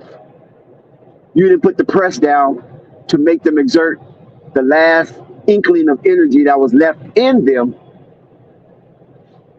so they wouldn't be able to push out on such a dreadful lead like we're witnessing tonight. Shout out to the chat. I know you guys, I hadn't had the opportunity to glaze at it. I think Mike did, but now I have a little more of an opportunity to look at the chat, and I will go down and look at it and see what kind of conversation have been plastered in the chat. Like I said, we appreciate your engagement. And for you to come out on a Friday night like this and allow us to captivate your attention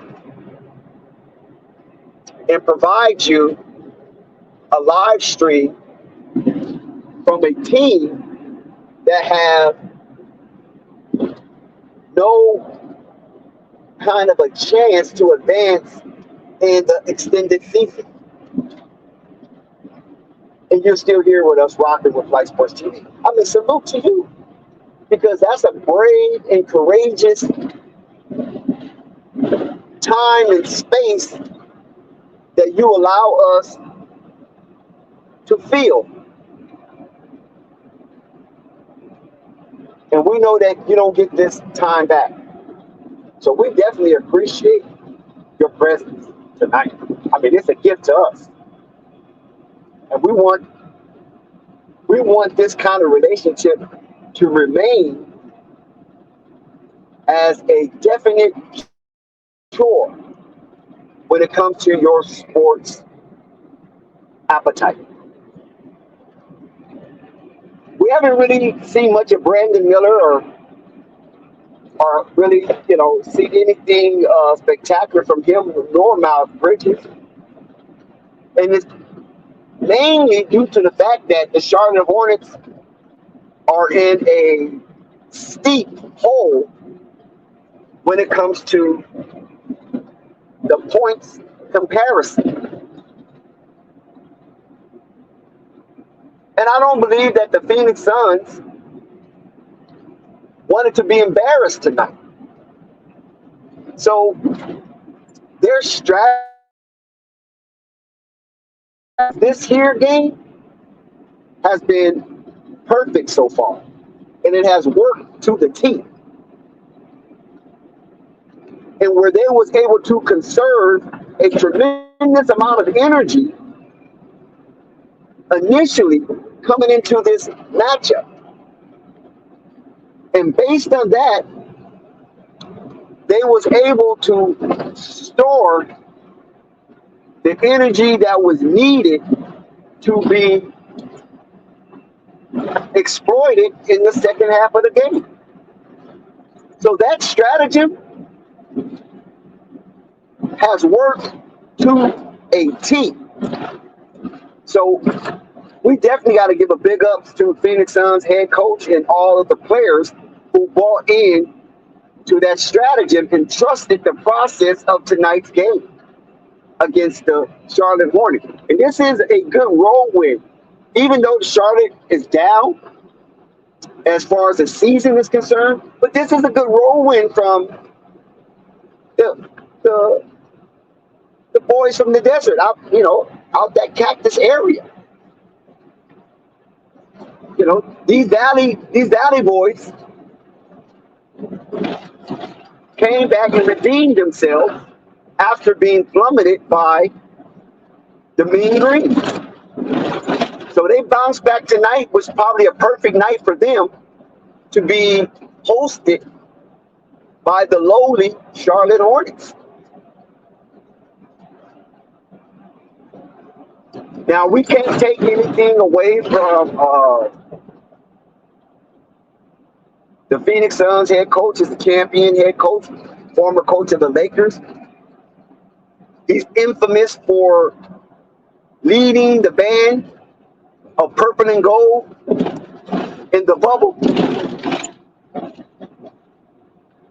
in which they was able to showcase the Mickey Mouse trophy, as some would say, which I believe is a misnomer. I believe a champion is a champion regardless of time or place. But they want to give that Larry O'Brien trophy the moniker as the Mickey Mouse trophy, which I strongly and vehemently disagree. But that's just me, right?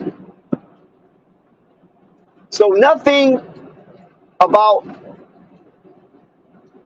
the disparaging remarks concerning the Bubbles trophy, the championship Los Angeles Lakers of 2020, the same year LaMelo got drafted, Lakers won a championship. So nothing disparaging about that championship will come from me. Because I believe a champion is a champion regardless of time or place. So you can remove all the asterisks that have been placed on various championships, even in shortened season. The season was concluded, a champion was named, and that makes it a complete season. As the Charlotte Hornets tried to fight to keep this game in perspective, they know it's a nationally televised game, and they have to, be able to play under the bright lights. And that's hard for some teams. 94-84 is a 10-point deficit for the Charlotte Hornets. And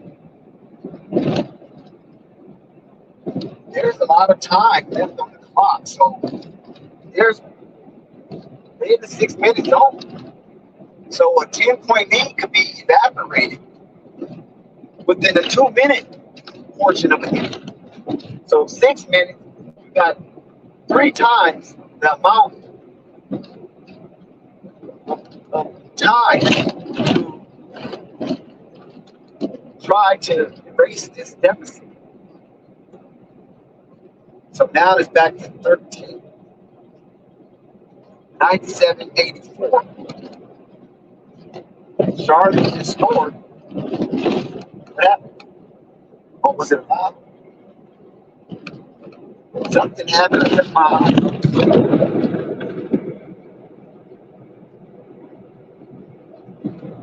Looks like there's something behind the transition. And then we'll restart it. Well, we're going to show the Hornets with an opportunity to not be together. And they do. Brandon Miller from the distance.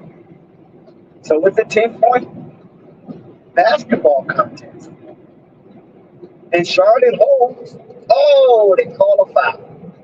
They call a foul on the caveman. And the caveman suggests that Cliffy takes a second look at it and maybe challenge this ball.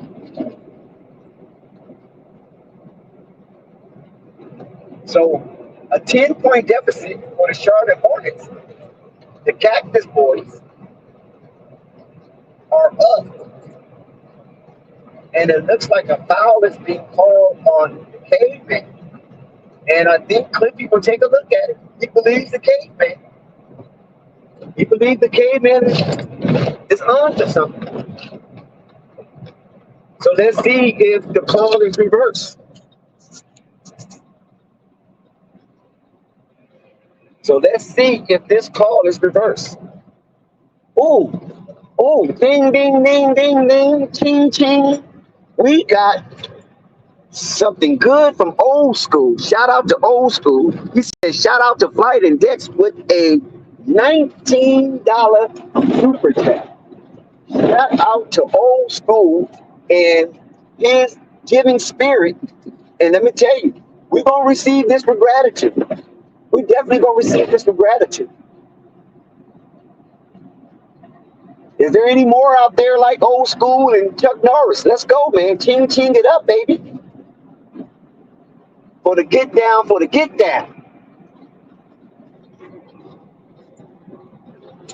The Charlotte Hornets is trying to fight to stay alive in this ball game. And with their spirited, competitive effort, we are still glued 2-2 just to see the outcome, the final outcome. Could they turn this deficit into a statement-building victory? and leave out of here in victory formation. This is something that we want to know. Is it possible? Because if it is, then we want part of it. We definitely want part of it.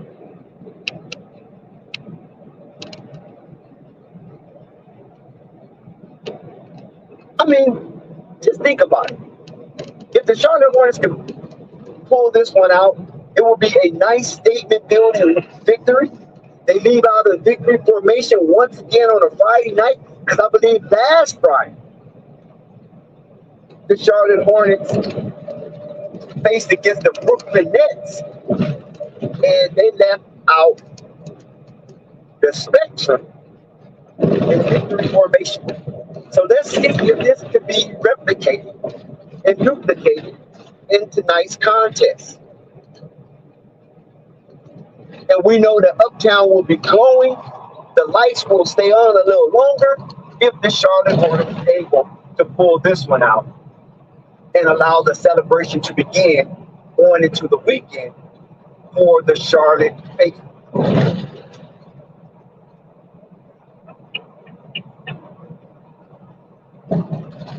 So here we go. The foul was upheld. And so it was an and one with Devin Booker. So could we lose that review? The caveman was off on his observation of what went down, and the referees disagreed. And Devin Booker cashes out on an and one. So that bumped the lead back up to 13 when Brandon Miller, nice three-pointer from the corner, decreased the deficit to 10. This is where you want it at, so you can make your move. But now we're getting close to the 5-minute zone, and time is of the essence. And shout out to everybody that donated tonight. Chuck Morris, Old School, we appreciate your super chat. It's all good, baby. And it was done with a fluff of love and appreciation from you, and a gravel of gratitude from us here at Flight Sports TV. And salute to Flight for powering another successful stream and showcasing the Charlotte Hornets in action as we proceed with live coverage and play-by-play and commentary action. So the Suns have officially cracked over the 100-point threshold, 101 to 87. That's 14 point advantage. While the Charlotte Hornets are still trying to scramble just to get to 90.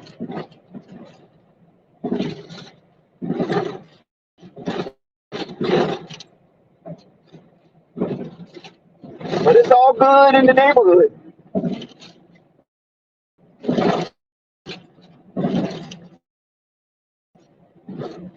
So right now, the Charlotte Hornets is trying to fisticuff their way into respectability. And whether they win this game or not, they want to show some type of grit and grind in the latter portions of a game. If they happen to be behind, that they could decrease the deficit as much as possible with some good display of basketball. And that's a behavioral characteristic that could be built upon moving forward with the young core of the Charlotte Hornets. Because in Jeff Peterson's vision of the Charlotte Hornets, he wants to put them in such a comfortable spot that the wins will just constantly increase and become a collective. And that's what you want from a chief. Especially if your GM is young and have something to prove, that kind of energy will resonate amongst the members that have been plastered on the roster, regardless of coaching. So it's going to be interesting to see who the GM will be officially for the Charlotte Hornets, or if they are going to continue to move forward without a GM. And the GM basically will be a collective effort from the upper executives of the Charlotte Hornets. So that will be something to watch as the season comes to a close for the Charlotte Hornets, because I don't think they're going to be a part of the extended season due to the fact of their poor record, and that is a direct result of injuries and non-availability to certain key players that fill the Charlotte Hornets roster. And this is why I agree that change in Uptown was inevitable. They couldn't continue with those names on the roster and still have the same results. But think in their mind something will change for the better. And if you put that kind of approach in a nutshell, it spells out insanity. The definition of insanity, according to Einstein, is repeating the same thing over and over, but expecting different results. That's the definition of insanity. And one of the great minds of Germany, Albert Einstein.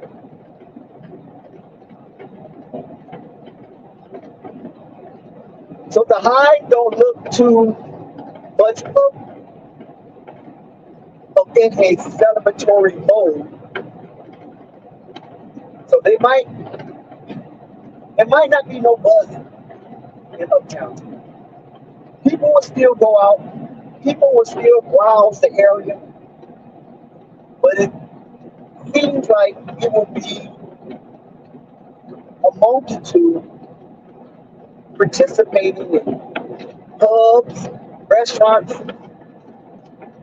eateries, and cafes with a dampened spirit.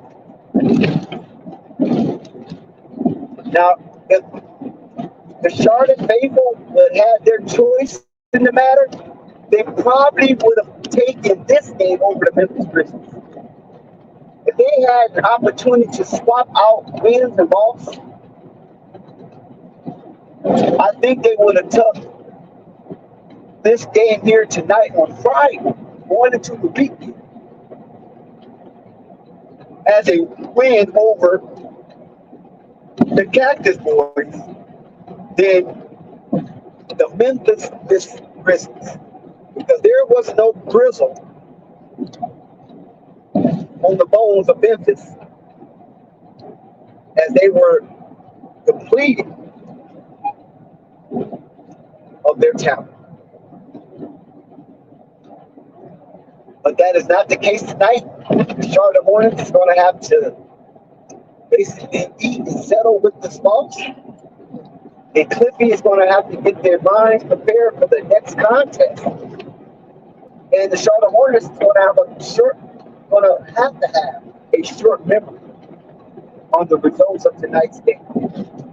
They might go over a few aspects of tonight's game, looking at the tape, but then after that, this game is gone. It's gotten time to eat on the next competitor.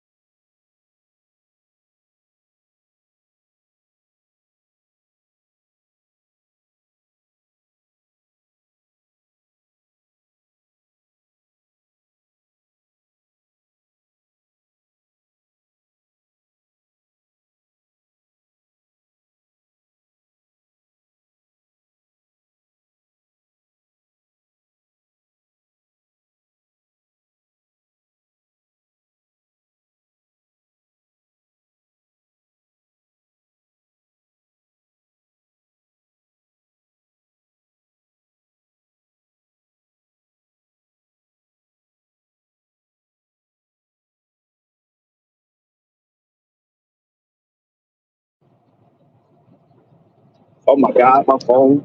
I'm sorry, guys. I know we're running my mouth. I was talking about Jeff Peterson. I don't know how much you heard of that. But basically, Jeff Peterson has an opportunity to make his indelible mark with the Phoenix Suns. Excuse me, with the Charlotte Hornets. Now, he witnessed the Phoenix Suns come into his silo and put up 100 and so points and denied the Charlotte Hornets after having an explosive night their last game out against the Memphis Grizzlies. The Charlotte Hornets failed to reach that 100-point threshold. And Brandon Miller had 14 points, so he had a very pedestrian night. Steve Cliffy is on the pressure. But they went up against a three-headed monster, right? Beal, D-Book, and Easy Mo Sniper.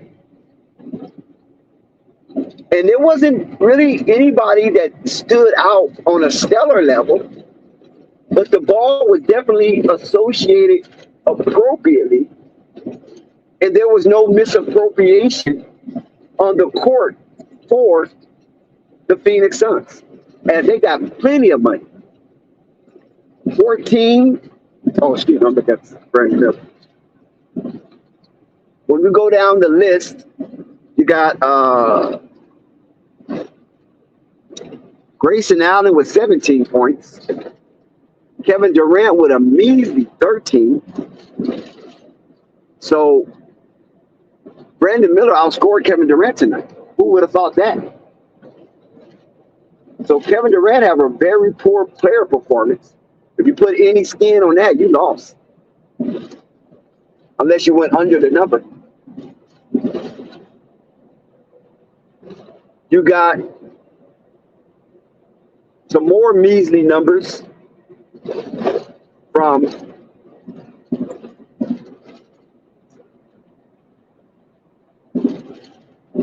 other members of the Phoenix Suns. You got Nurkic with 13, Beal with 15, and damn, why I keep switching? Hold on, man. You had Nurkic with 13, Beal with 15, and D-Book with 21. So nobody really ripped the floor tonight. But there was no misappropriation amongst the funds for the Phoenix Suns, and they end up withdrawing more money out the bank than the Charlotte Hornets. Charlotte Hornets only had $96 in the bank, and the Suns had 107. So big bank take little bank. Shout out to the Pope. Yeah, Pope, my phone had went down for a second. That's why sometimes we do assistance. But yeah, nevertheless, Jeff Peterson, like I was saying, I don't know how much you heard of it, but Jeff Peterson is in a great position to become a grand architect.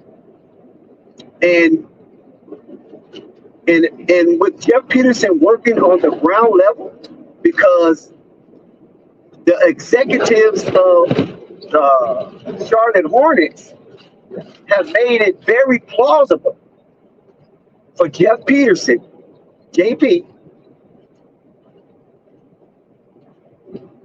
to be able to build from the ground up by removing a hurdle that would have had most GMs in a conundrum. By removing what Jim and I said, the $52 million profit. And it just shows you time and time again that any contract could be moved on any given day in any given season. So Jeff Peterson has a grand opportunity in the autonomy of putting on the Lion glove and holding the Lion's paw and holding the Lion's grip and and is able to reach down into the depthness of darkness, which is a shallow grave that the Charlotte Hornets organization has been put in prior to the new acquisitions at the trade deadline. And he's able to reach down and pull out of this shallow grave a spark and give life to this individual like never before. And I'm speaking about LaMelo Ball. He can pull LaMelo Ball out of this shallow grave because, you know, LaMelo had his injury issues. Mark Williams had his injury issues. And use these two integral and important pieces of the Charlotte Hornets youthful movement and build something grandiose. And if he's able to do that and become successful, he would definitely put his indelible mark on the NBA landscape as a new GM, but experienced. He's young, but he has experience. Jeff Peterson has experience in multiple dimensions in basketball. And he has come in basically on the grassroots level and climbed his way up to a respectable optimism for the Charlotte Hornets. So just because he's young doesn't mean he's inexperienced, because as he have elaborated on, he's 11 years in the business. And I think 11 years is experience. I think 11 years mount up to 10,000 hours. And we already know what 10,000 hours represents. If you in college for 11 years, you got a PhD, baby, with letters attached to it. That's a doctorate, right? So 11 years in the same industry, in the same similar capacity, knowing and being able to hook up with friends and be able to network based on your experience in the league. That's why I said he has an opportunity with the Lions ball to put brick, mortar, brick. And putting brick, mortar, brick, you're able to build his castle, which is LaMelo as a solid foundation, and become a master mason based on the architectural work that he puts in, coming in at the ground level with the experience he had. And being, I believe, 36 years young is a nice age, because in reality, when you're 36, nobody really takes you as a joke. You're not a little kid. You're not all the way mature, but you're not a little kid. You had a good, ripe old age where you can garner the respect of your peers at that age. And I believe Jeff Peterson have already collected the respect of his peers. And the geniusness of Rick Small, as charismatic as he is, as 50% of the board of governors representing the Charlotte Hornets, convinced Gabe Hopkins, this is our guy. I know this guy. I trust this guy. He doesn't have a deviant bone in his body. He is a well representation of a well-groomed young man. And why not take advantage of that since he's already in our wheelhouse? You know what I'm saying? He's already in our purview. And by me spending approximately $3 billion on this team, along with you, Gabe, I'm telling you, he is a sure shot winner. And Gabe, I'm surprised that he's available. I'm surprised nobody locked him in, Gabe. So let's not fall asleep at the wheel trying to secure this young phenom, this financial guru and charismatic young man who can relate to the youthful movement we have started and initiated with the Charlotte Hornets. He's not no old dinosaur. He's not no unnecessary curmudgeon. He's not one who sticks his flag in the mud and is a stickler for embarrassment. No, this young, prolific mindset of a man will bring forth a paradigm shift with us as his vision is aligned with our vision, Gabe. Let's have a meeting. Let's go play golf and you can feel his vibe. And if you feel his vibe, let's not be hesitant on pulling the trigger. Let's get this guy in our camp and let's hurry up and develop a business relationship and association, and let's take advantage of his brain cells. We cannot miss this opportunity because he is a forward thinker. Check out his resume, Gabe. This guy is a forward thinker. I can vouch for him. Now, Gabe, I don't vouch for many things, but I can vouch and co-sign that he will be a stellar representation of what the new look Charlotte Hornets is all about. Let's make all things new. And Gabe was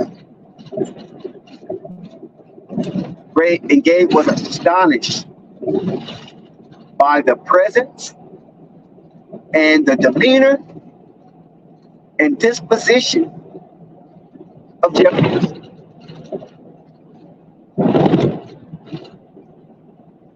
So he was so taken aback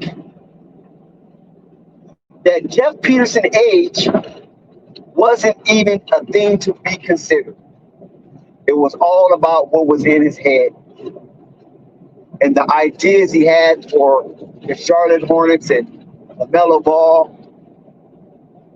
being healthy, and the ambition of LaMelo and the smile of LaMelo and his charming ways.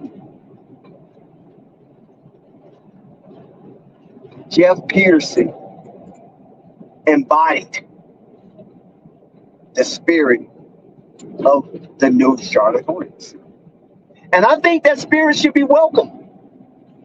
I don't think you should allow that spirit to fall by the wayside. I think that spirit should be welcome. Because it's time. It's time for something new in Charlotte. So why waste time when it's time? And if the Charlotte loyalists, if the Charlotte pundits, and if the Charlotte fanfare will accept Jeff Peterson wholeheartedly, without skepticism, without cynicalism, just accept him for who and what he is, I think your ride with the Charlotte Hornets will be a joyful and joyous moment. But you have to clear your hearts. You got to clear your hearts of any greasy debris that you're able to welcome new wine in a new wineskin. If you're able to allow Jeff Peterson to cook up this distillery and ferment his means and measure, I think you will accept the product that comes out of the distillery that Jeff Peterson presents. And there's nothing wrong with drinking that drink, because the Charlotte Hornets need a dab, because they have been broken. They have been battered. They have been misused. And it's time for that portion of Charlotte Hornets disappointment to be resolved and dissolved. And that's important right now. Duke is trash. North Carolina is so-so. I think they're more overrated than anything. Wake Forest, where the hell is the Demon Deacons? The Carolina Panthers is despicable.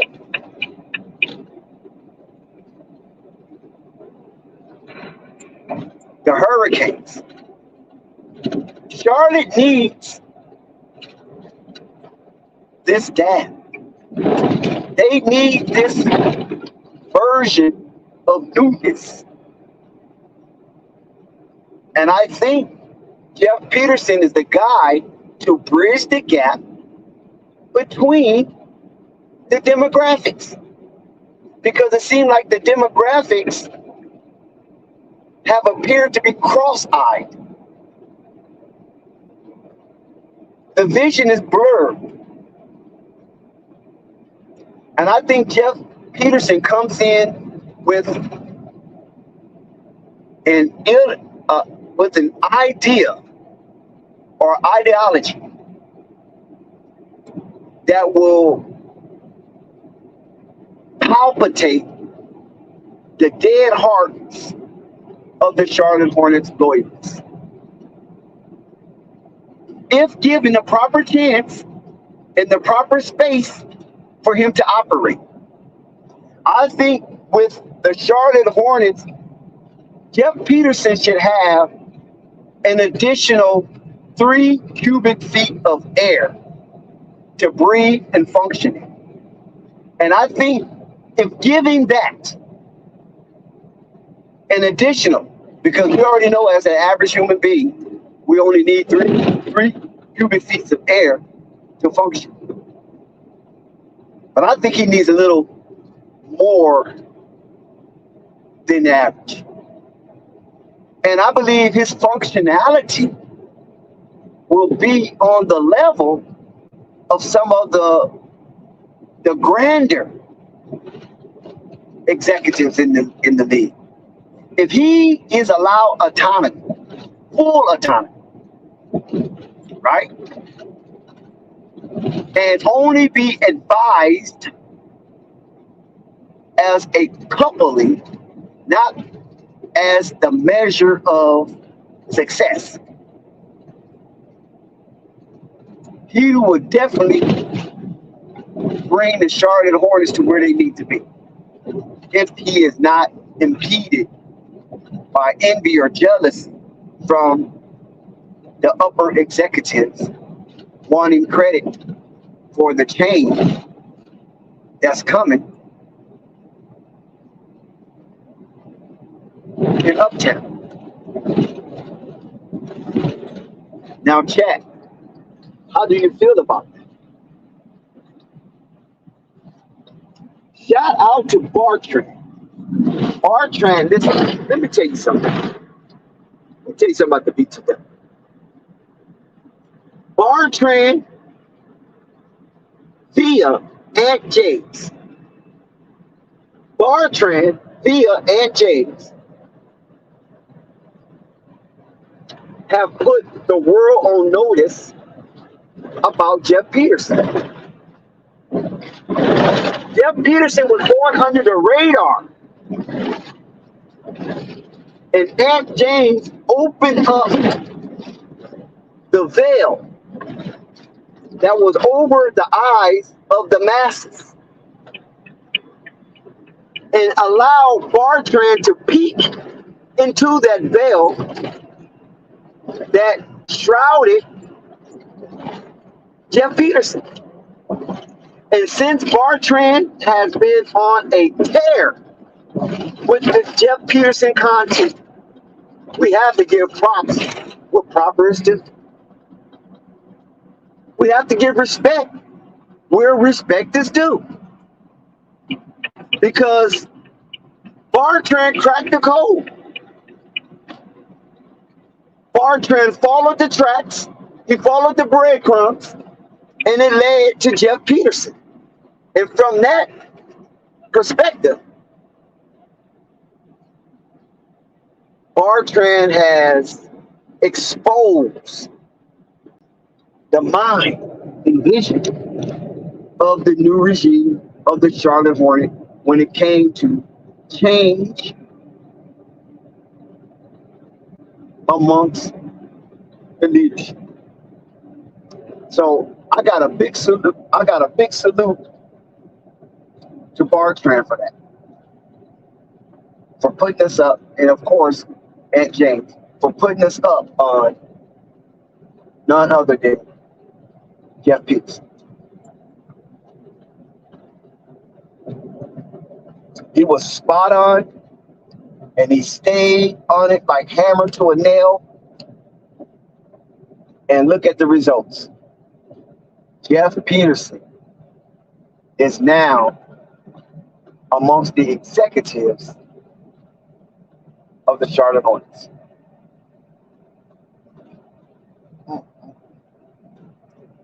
That's a good look.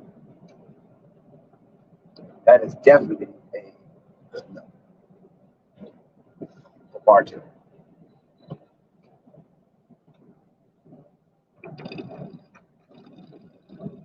Now, like I said, I don't know who else got on that.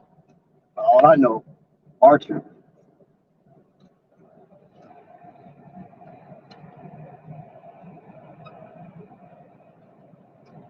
So that's why I'm giving my credit to. If anybody else got anything different, that's on you. But here at Flight Sports TV, we know that information derived from Bartran to BTW via Aunt James. I was there, I heard it,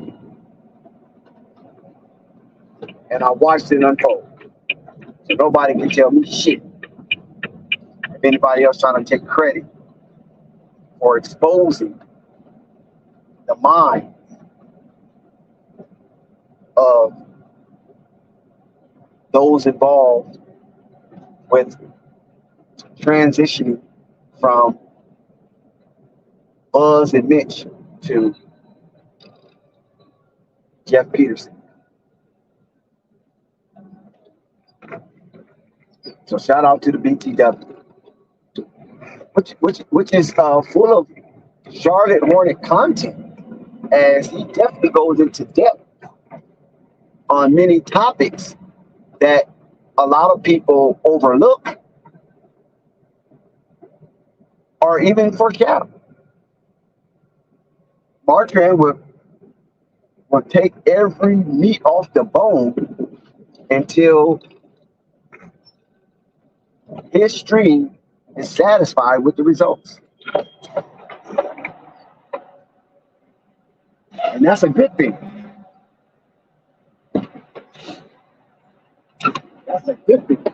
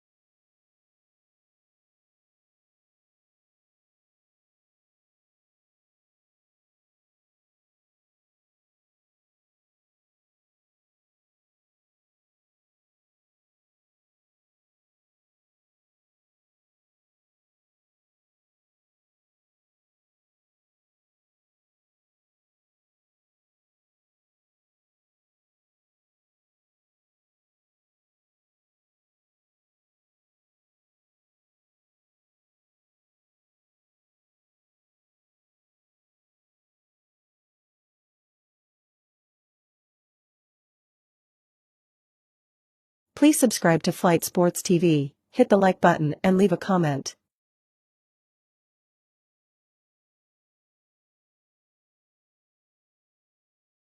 This is Holly Heat of the Hot Seat with Holly Heat, and this is Flight Sports TV.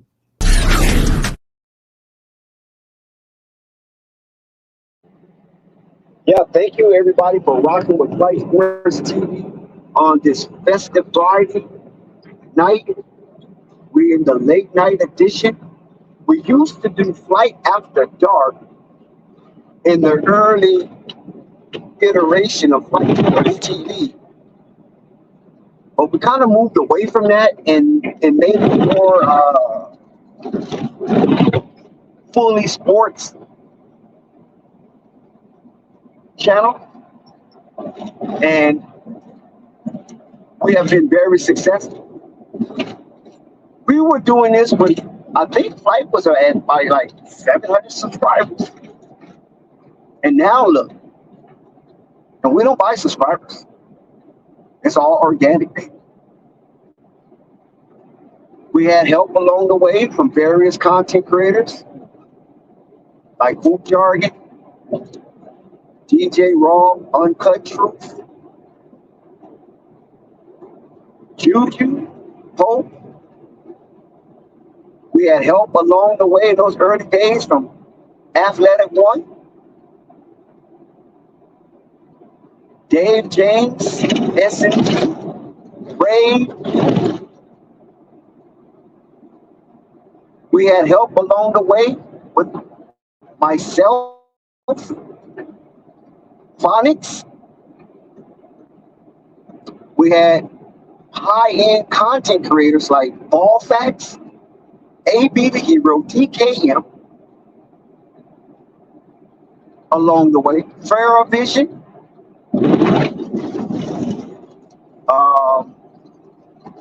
Go James, Go James, FYF, one of the fan favorites that comes through Flight Sports TV, because everybody get to take their shots at FYF and he welcomes all smoke.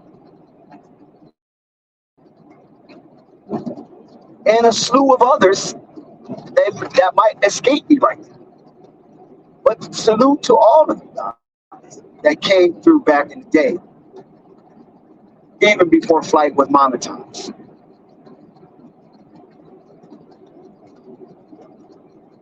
We had SB Talk. Can't forget SB Talk. We had Roosevelt from Chicago Bull Central. So a lot of people have came to Flight Sports TV, reminisce about it or not. You know, we had it jumping. You know, some came at our peak. Some came when we was in the valley. Like I said, some came when we was on top of Mount Everest. And some still remain. Some have went their separate ways and got into other aspects of media. And then some just fell by the wayside. But nevertheless, Flight Sports TV has been a central launching pad for numerous content creators. And this is why I can selfishly say with conviction that Flight Sports TV is an apparatus of truth and trustworthy content. And this culminates into a mechanism of craziness at times. We got one of the livest chats on all of YouTube. I don't care what nobody says. And it's fair and it's impartial. And I can tell you like this, sometimes the chat would take on a life unto its own. And and create an embodiment of a self-made conversation, debate, dialogue, or discourse. Whatever category you want to put it in. And we don't interfere with it. If it doesn't, we don't try to bring it back to, look at me, look at me. No, don't talk about that. Talk about what we're talking about over there. No, we don't do that. Self-grandizing, maniacal, megalomaniac, pariah type. We don't do it. No pariahs. It's all about association and allowing your to be heard. This is why in the monologue you hear the term voice of the voiceless. That is a serious, serious annunciation. Voice of the voiceless. Machine. Why do we say machine? Because in truth, not in agenda-driven content, but in truth, Flight Sports TV has kicked out numerous of content creators that really didn't have the aspiration of being a content creator. But with the help and assistance of Flight, they went and jumped in with both of them. So, and that's just not one person. That's multiple people have done it at Flight Sports Team. Came here, seen how the atmosphere was generated, and from that, they wanted to reciprocate the same vibe. And so they went out on a journey to create their own platform to try to replicate to some degree, because they keep their own originality, of course, but as a foundational format, Flight Sports TV have shown it to be a successful model. That's only if you are not egocentric. And I mean that as a negative. If you egocentric, no matter how you laugh or how, it's going to show. And it only will last a little bit. So in order for you to have a format like this, you can't be egocentric. You have to have a level of altruism. You have to be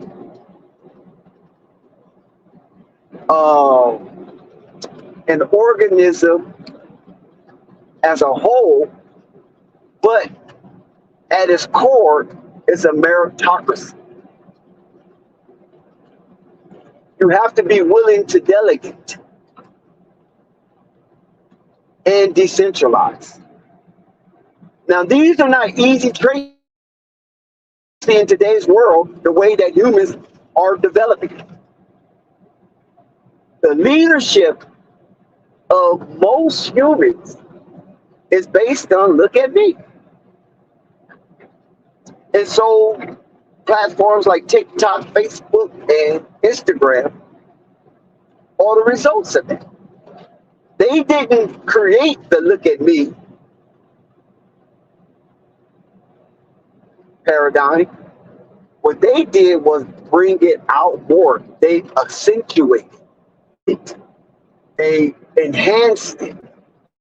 They extricated it from the human behavior and then exposed it all over the world. Look at me. right? They did it to the point where, look at me, comes with a lot of facade. Everybody ain't who they say they are. And everybody ain't doing what they say they are. The doing is not doing, right? The saying is not saying. How many people got exposed? We call them scammers. How many people got exposed not doing the do proper? As a prophetic saying, what's in the dark will come to the light. That's true. That's karmic. That's Murphy's Law. So here at Flight Sports TV, we try to be genuine as possible. And I know that I try to reach out to a few people. I'm not going to break no names. And they found every excuse in the book not to link. Listen, I don't know why you wouldn't want to link with somebody like me. I'm heterosexual. I'm not looking to rub your booty. I'm straight. I'm straight as an arrow. But I wanted to see if you was genuine. And with your platform, maybe I could assist you. But I'm not going to assist you in the blind. Are you stupid? You think I'm so credulous on your content that it will render me unscrupulous with my resources? Are you insane? For you to even think that shows me that you're a fraud.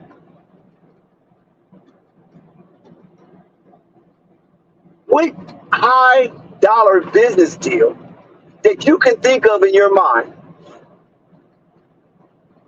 that was done on a mere invisible content? I mean, even a Zoom call is some visibility. But most high-end business deals is done over lunch. It's sometimes dinner.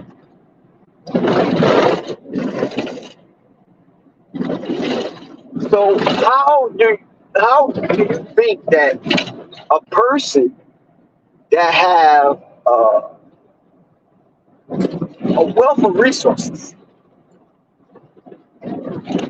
would lend you any aspect of it, and you're not willing to sit down for a handshake?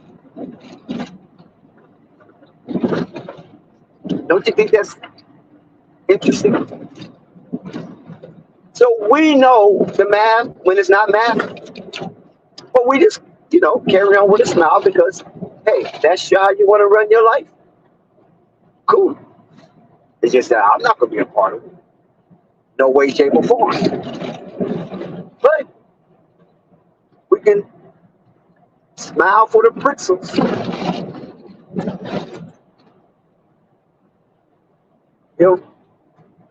So those that are serious in this YouTube landscape is going to do what it takes to succeed in this YouTube landscape.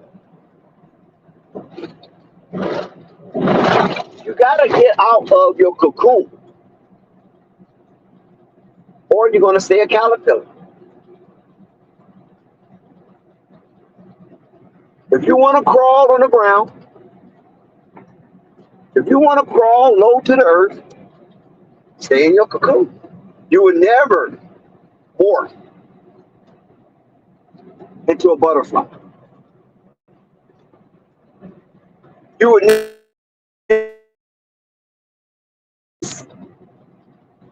and fly light and above the fray. And you can bamboozle yourself, but a smart person, you're not going to be able to bamboozle. You can bamboozle the kids, But a grown man with resources, you're not gonna bamboozle. I remember all the bad things that was said about me as I was trying to assist Flight into building his brand. I remember some of the negative things that was said about me. It didn't work because it wasn't true. And I didn't believe it. It's not that I don't think. If he had any kind of doubt, he didn't really express it, kept it to himself and watched the egg chicken in which is a wise procedure. He didn't jump the gun because he probably figured they just trying to knock Dex out the box. Maybe there's a little internal jealousy there. Maybe they felt I came out of nowhere. And coming out of nowhere, they may have thought I was an agent provocateur. I don't know. But as much as I used to show my life on Flight Sports TV, I don't do that anymore because it's not necessary. Remember, I used to bring you into my house, inside my house, amongst my family. I used to ride around the city, ride around the different hoods. I even took y'all through Nipsey Hood. Y'all remember that? Got out amongst the people, amongst the 6 Oaks. It shows you there was nothing fraudulent about me. You know what I'm saying? Rolled through 30 Hood. Rolled through Inglewood Family. I remember that. Remember I got out by the Inuit Dome as it was being built live on Flight Sports TV and gave you footage? Right there off of Prairie in Manchester. That's gang territory.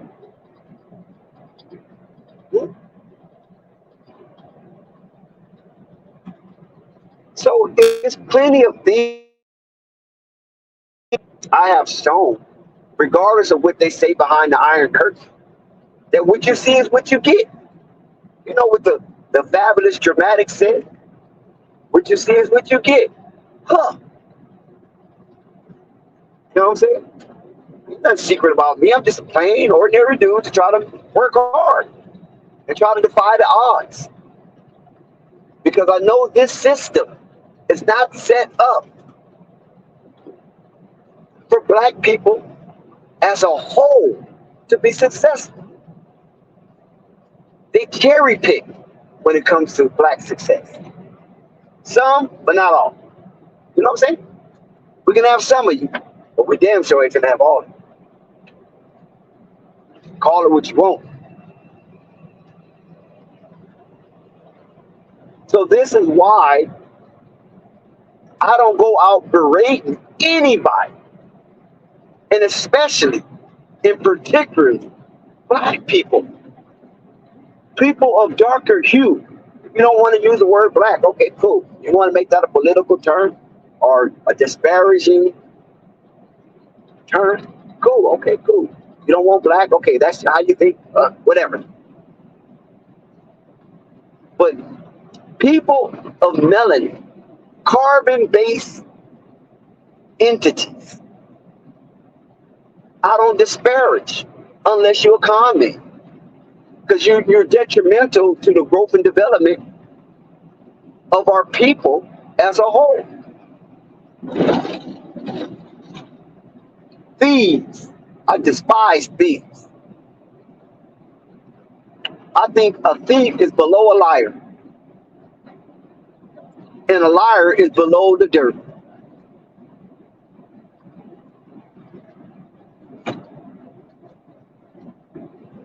So when it comes to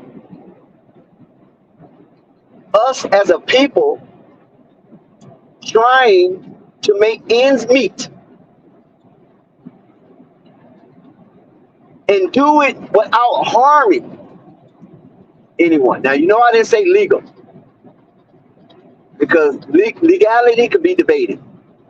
So I don't say legal, but do it without harming people. Because who to say what's right or what's wrong, right? Unless you come to a consensus. And when the multitude comes to a consensus, that's the paradigm.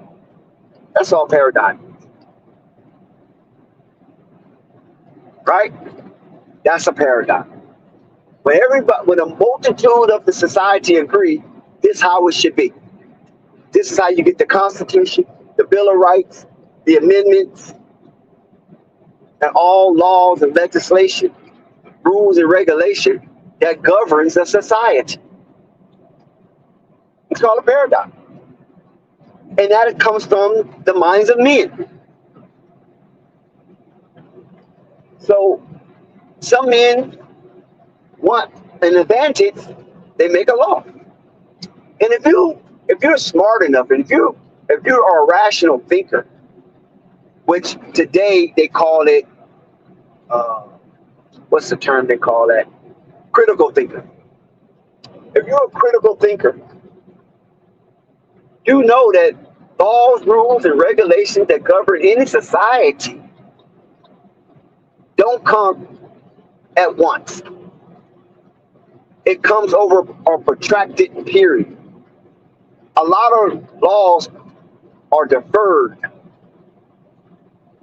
and a lot of rules and regulations have evolved based on human behavior, right? Because it's all based on the curtailing of human behavior. And if they can't curtail it, then they'll put in a law as a deterrent to that behavior. And it all comes to controlling and mastering the minds of the masses. That's all it comes down. And then within that gyroscope, some people benefit, some people don't. And this is a wheel that's all over the world. This is the circular shaping of societies all over the world. Some benefit and some don't. And it's designed that way. Everybody can't benefit. Somebody got to work for the benefactors. Right? Somebody got to benefit the benefactors. That's just how it is. And if you want to look at the scripture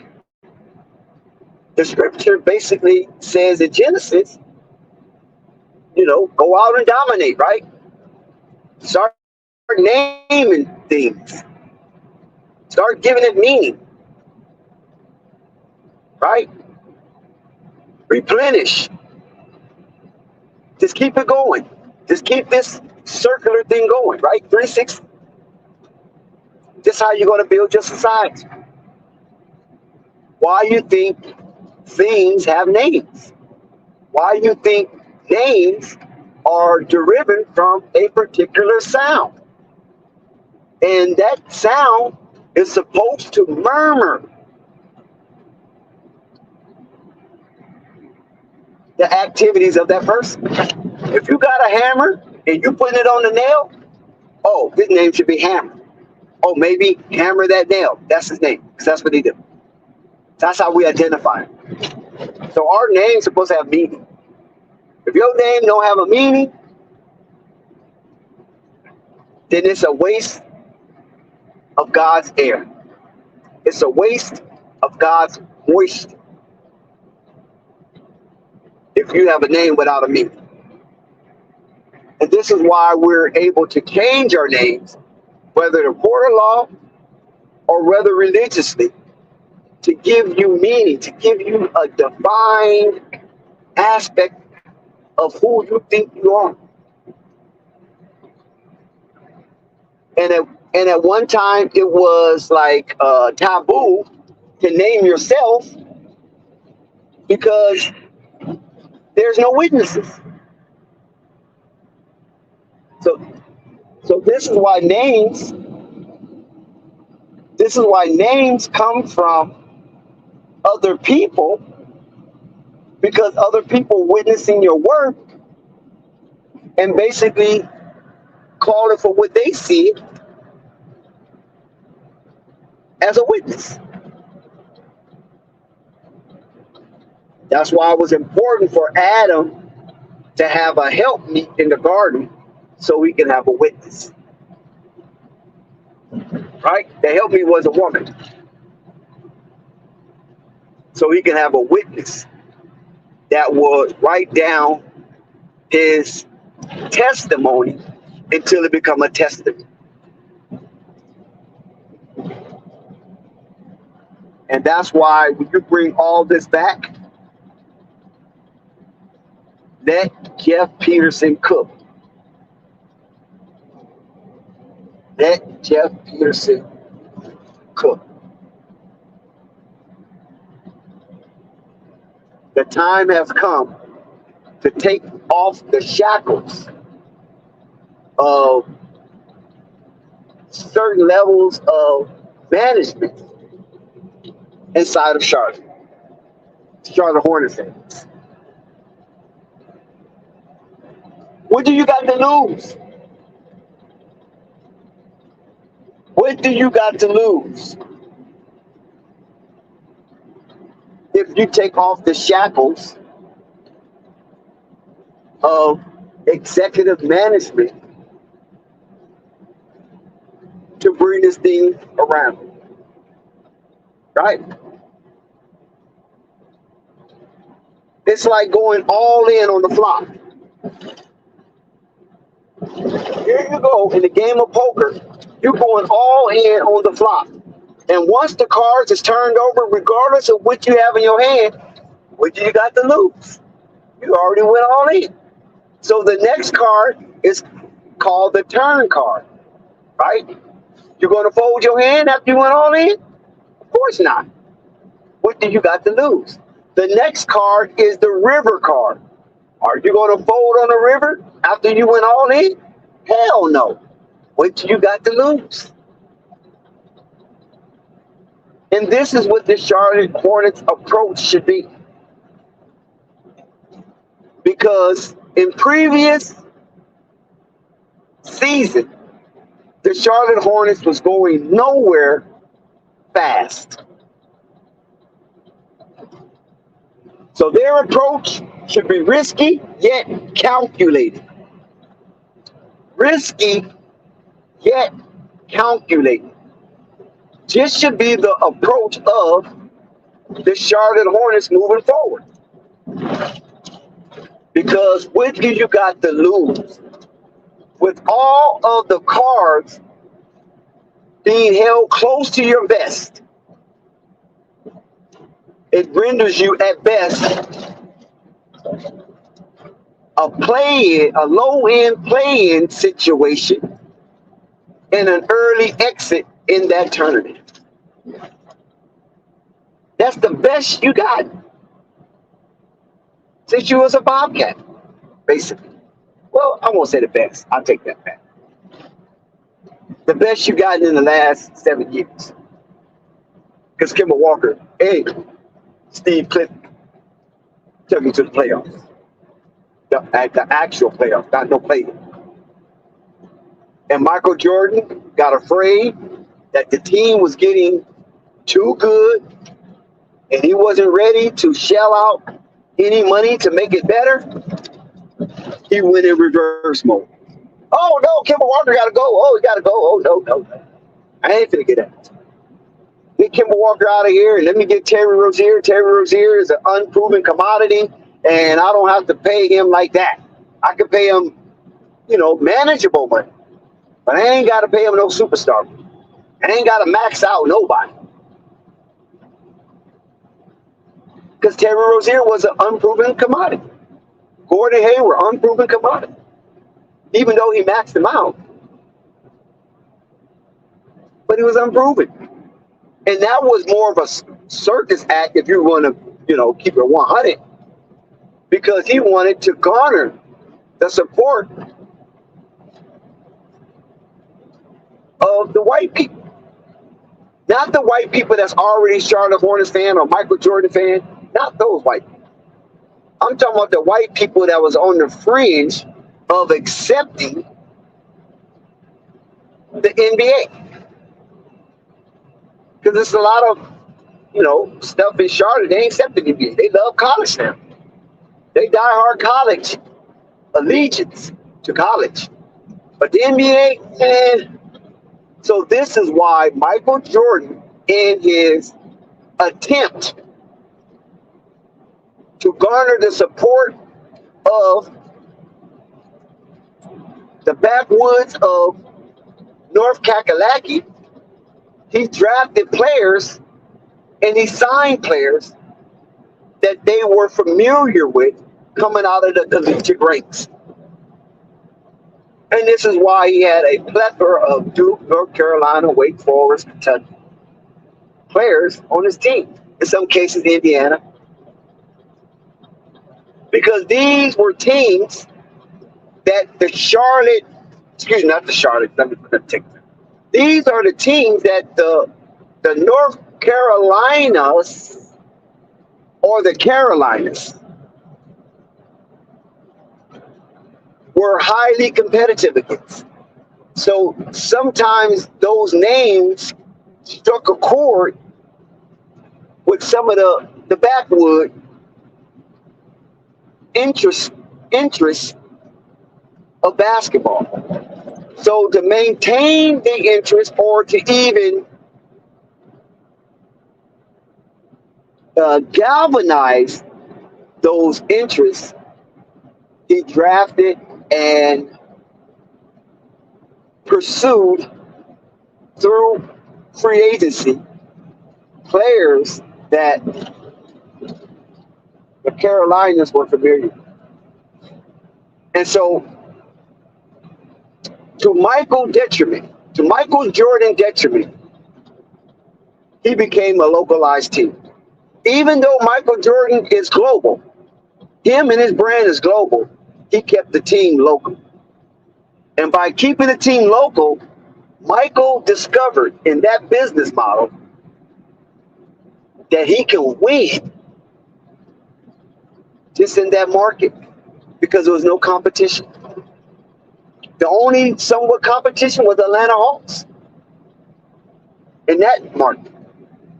Because once you get below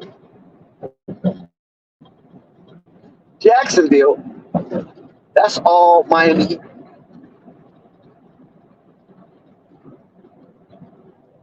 So in that geographic region, Michael was able to usurp all the finance that was possible. And to some degree, that business model was successful. And when he sold at the right time, is because LaMelo Ball had became an all-star. And LaMelo Ball has put multiple eyes from multiple directions on the Charlotte Hornets. I'm talking about from the globe, not from the States. LaMelo Ball is beyond the States. It's beyond the 3,000 by 2,000 border limits that comprises the United States.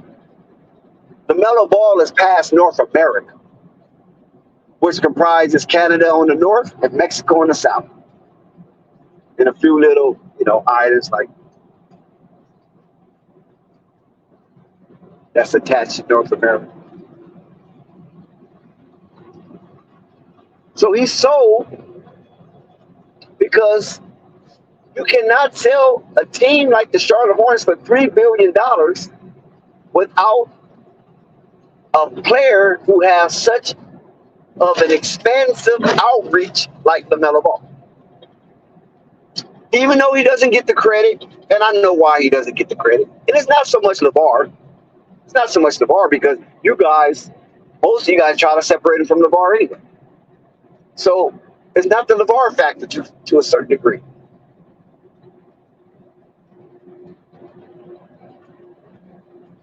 It's all about the logo. The NBA wants to encapsulate all the stars and superstars inside that logo. Do not tread outside the logo. Right? Once you start trading without the logo, we are not going to showcase you like that. And LaMelo Ball have proven far too often he doesn't need the machine support. See, majority of the NBA needs the machine support. Not only financially, but even when it comes to branding. They're being branded inside the circumference of the logo, not outside the circumference. The LaMelo is branded outside the circumference of the logo. And that's why LaMelo doesn't get the charming reception that some of these other players get. And their motion is nowhere near the wave of LaMelo Ball. This is why he's not showcased like that. It has nothing or little to nothing to do with the ball. Little or nothing to do with it. Because LaMelo Ball is already a brand unto himself. And I'm speaking of him because we're on the Charlotte Hornets. Lonzo had it. Lonzo lost it, that luster, and then Lonzo was getting it back. And then he went down. So you could imagine what it would have been like, and this is why I said earlier in the stream about NBA missing the ball. You could imagine early on with LaMelo ascension and Lonzo reemergence as a bull, and LaMelo coming in as his no hot shot. If neither one of those prolific entities that brought a heightened level of shock back got injured, a lot of these other guys, no matter what their numbers were, will be second fiddle. Regardless of what their numbers were. You remember LeBron James, Kevin Durant, Central? You remember Michael Jordan, Dominique Wilkins, Central? You remember Dr. J, Alvin Hayes, Central?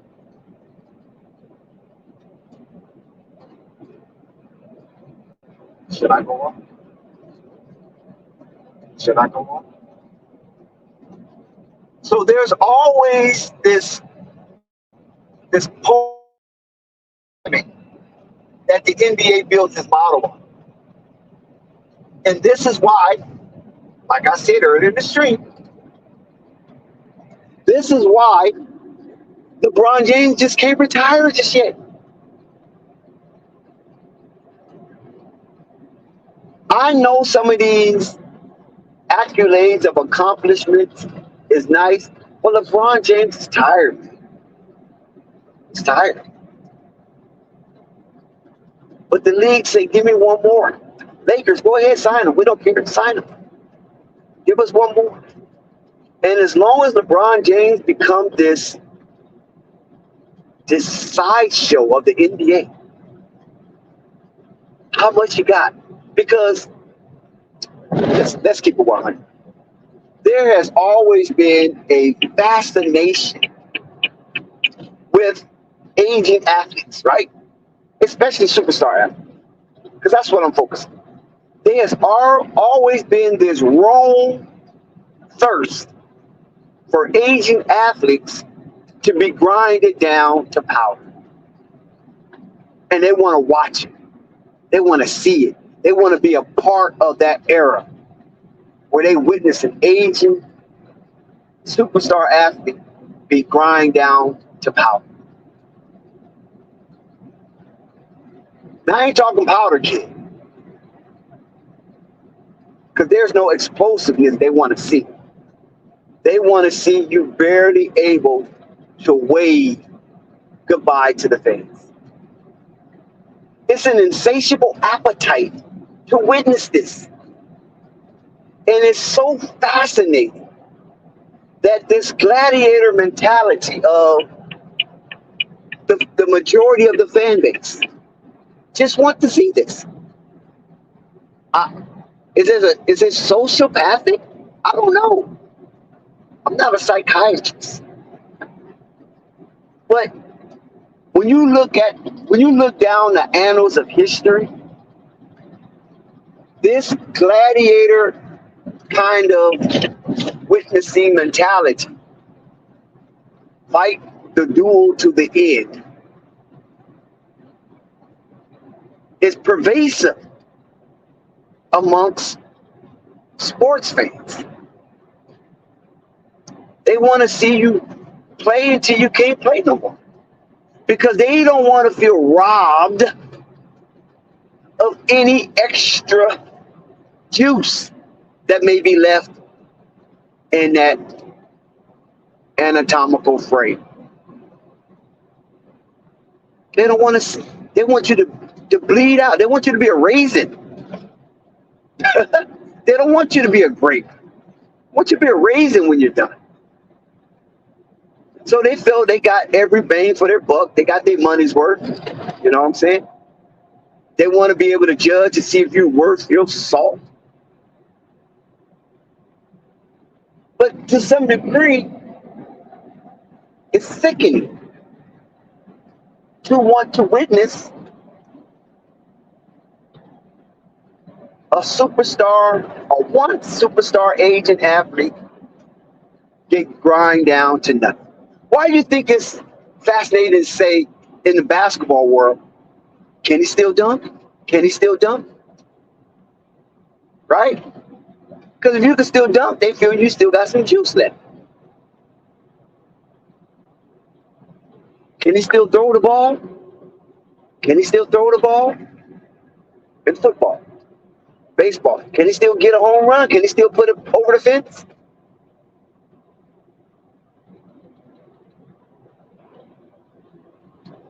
It's something. Hockey, can he put it in the goal? Can he shoot from distance? That hockey puck? Can he still ram somebody into the wall? You know. So when we get into that mode, we become sick.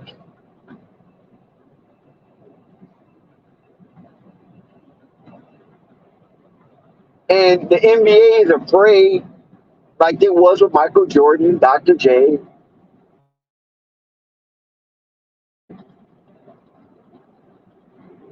that they're going to lose too much revenue if a generational player, living icon like LeBron, Ramon James, retire too soon.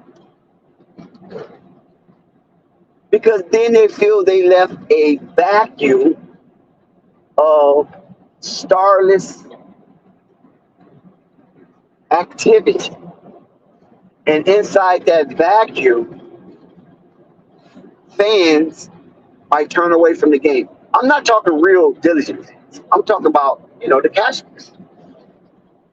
Because the casuals want to be a part of something alluring and joyous and cheerful. So this is why they gravitate towards winning teams. That brings in the casuals. Because you can feel like a winner for cheering for that team during those moments of their heightened profile. So LaMelo Ball and Lonzo Ball will soon be back on the hardwood. And the NBA marketing machine is salivating like a ravenous wolf for these two light-skinned bandits to grace the floor in a competitive, spirited display of basketball behavior. And rightfully so. You want that. Because you know that is a bag. You know that is a money-making machine. You know that is a cash cow. To have these two young men grace the floor in spirited competition, displaying great basketball behavior. And then you can try to split the pea from the pod. Right? You can try to split the pea from the pod. And then you're going to get the audaciousness of LeVar Ball back into the circuit. And we will be privy to hear LeVar Ball spew some of his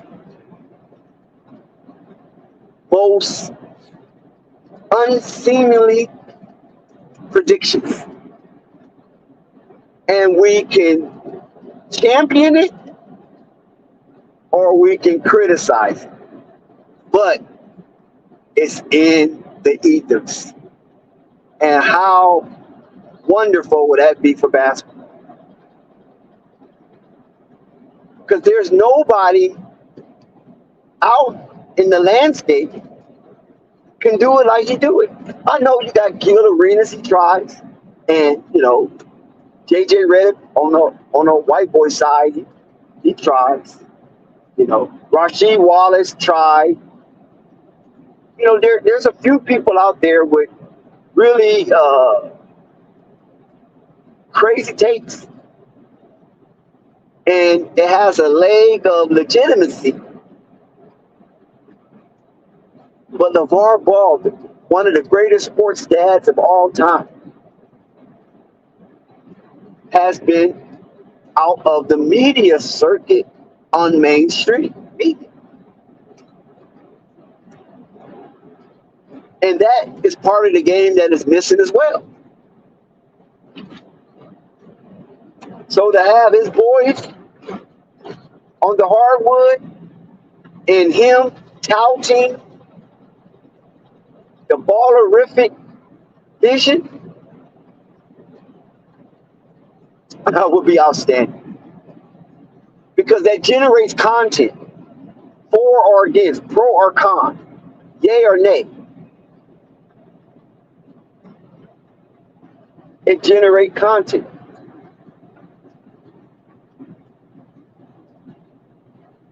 So you two will be blinging. You two will be blinging when the return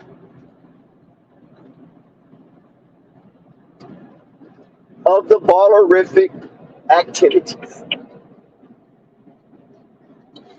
Lord knows what situation LeAngelo Ball would be in. That is so unpredictable. But we know CO2 and MB1 have a cemented place on the NBA hardwood. And hopefully LeAngelo Ball will join the chorus line. But we will wait and see how that unfolds. We're cheering for him. You know, we want to monitor in a good way every step of his journey. We want to chronicleize, excuse me. See, there I go again. I have to drink some water. We want to chronicleize it every step of the way. You know, because we already know what one wise man said. This has been contributed to Confucius. The most important step in any journey is the first one. But he said in 1,000 miles journey. But I'm going to say in any journey. It's the first one. And he has undertaken many first steps as we have witnessed a multitude of some of the most pernicious and arduous journey in the NBA landscape known to man.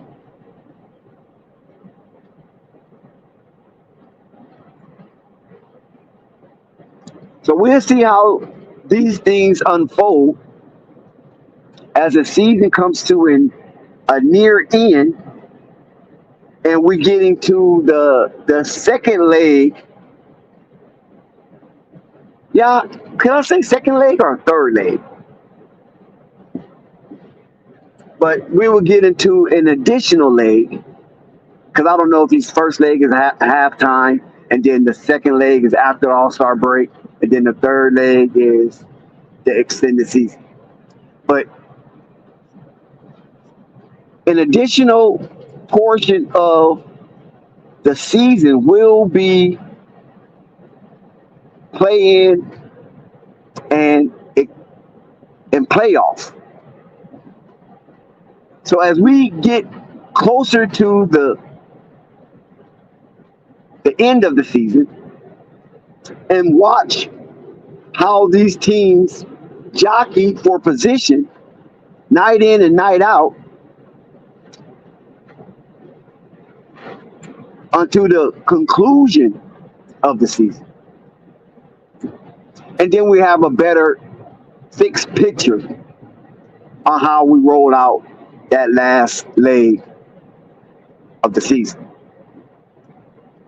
And hopefully your teams or team will be amongst those that are slotted and slated for the playoff adventures. And right now, the Charlotte Hornets don't look like they are going to be a participant in either play-in nor playoffs. But it's fun to watch the Charlotte Hornets as the season draws nigh.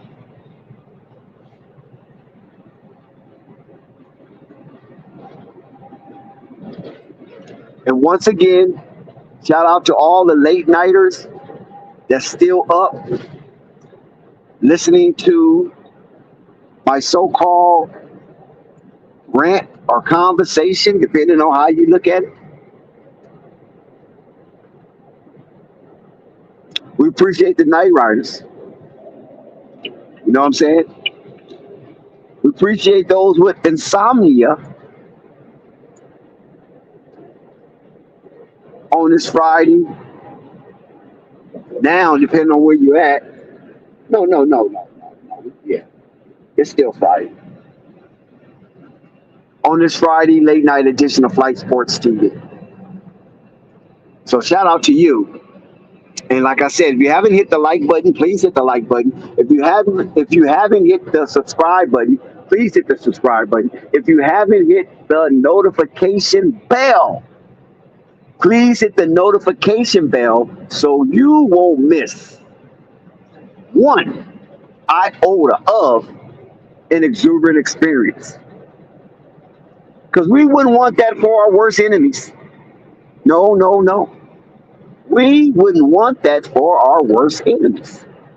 To miss any festive outing powered by Flight Sports TV. Mm-mm, mm-mm. So come on aboard. Don't jump ship. And let's ride these choppy waves until it becomes smooth sailing. And then you can tell yourself, I did it. I did it. I rolled out the choppy waters. And now we're in the smoother portion of the ocean and we're just gliding with the wind in the direction intended. And that's great.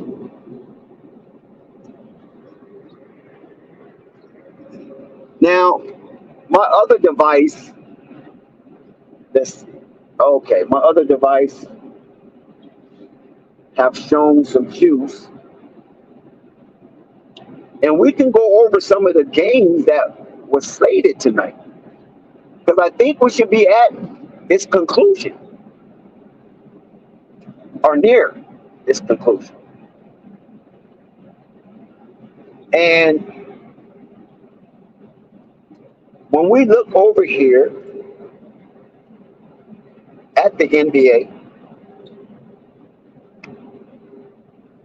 we can look upon those who left arenas with smiles and those who left arenas with frowns and disappointment.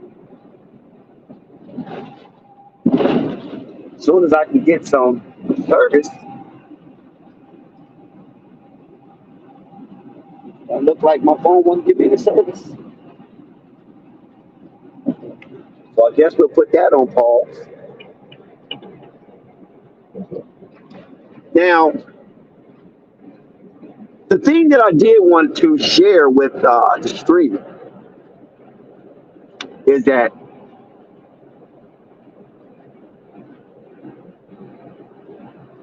if you watch the Charlotte Hornets play tonight,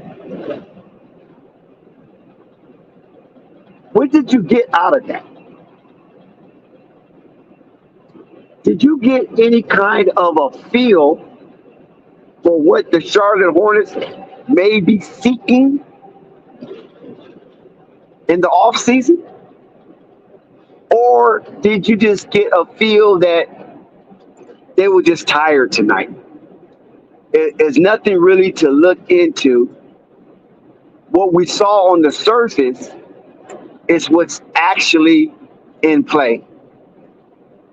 They exerted a lot of energy against the Memphis Grizzlies, and they just didn't have the mustard to replicate that performance at home due to the travel or any kind of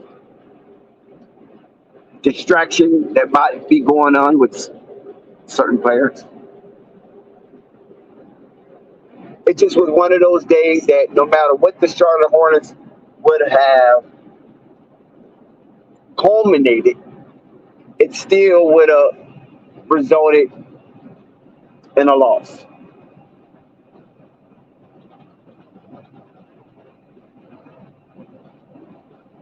Because, you got several eyes looking at the Charlotte Hornets. And those several eyes have different opinions of what they are witnessing.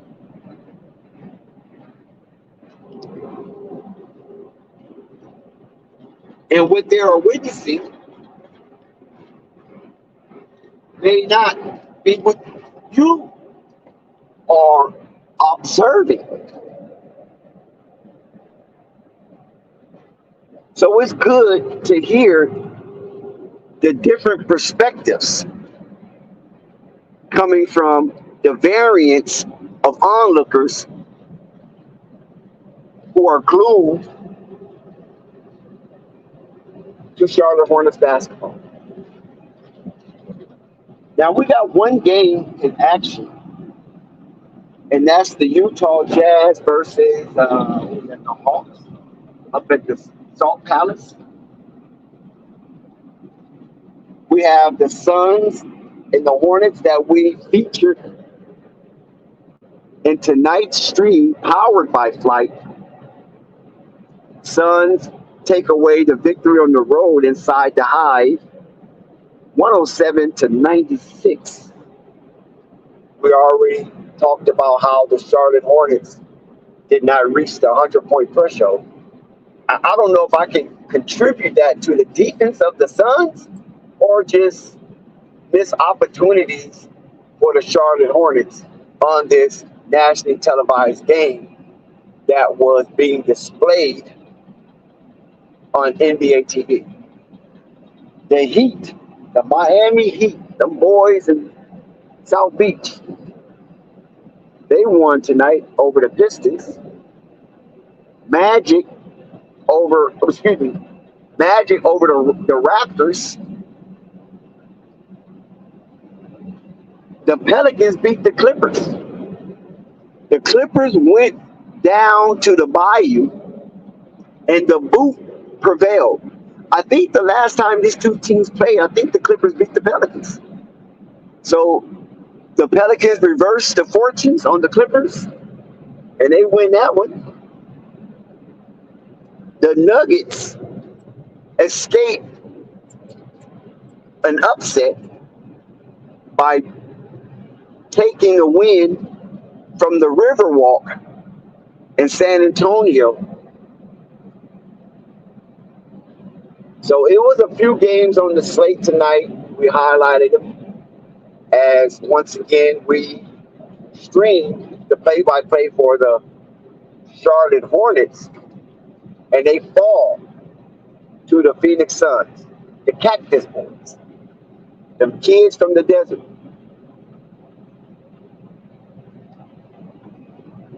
And the Jazz is trying to hold the fort down at the Salt Palace against the Hawks, and they are up. And that is the matinee game tonight.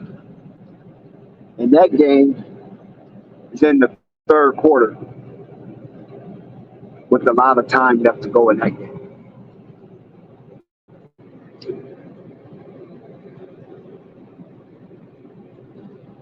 Basil Carpenter Jr. is in the building. Baby, what's going on? He said Horn is building a decent team. Yes, Basil, we talked about that with excitement. And we strung along a thesis on Jeff Peterson, a verbal thesis on Jeff Peterson and his role with the Charlotte Hornets moving forward. Yes, we put out a thesis on Jeff Peterson. We're trying to get a final grade. We're trying to get that final grade. So our thesis was on Jeff Peterson. And shout out to everybody that came to the chat and was hyping with engagement. And your input was definitely felt here tonight on Flight Sports TV. We appreciate it to the utmost. We cannot speak about our gratitude enough that you was able to share time that you would never get back with Flight Sports TV on this festive Friday. As we come to near the closing of Friday, going into Saturday morning, we appreciate it. And look, there's a lot of college basketball going on. Bronny James, his season is over. I do not think the USC Trojans, Fighting Trojans that is, will have a place in the NCAA tournament. They could be invited to the NIT, I don't know. But if not, the season has come to an end for Bronny James, and people out here with major kerfuffle surrounding the controversy of Bronny James play or non-play, depending on how you spin it, with the USC Trojans. So do Bronny leave or do he stay? According to his dad, LeBron James Sr., LeBron James went on the record to state on behalf of his official statement on Bronny's entering the NBA draft or not.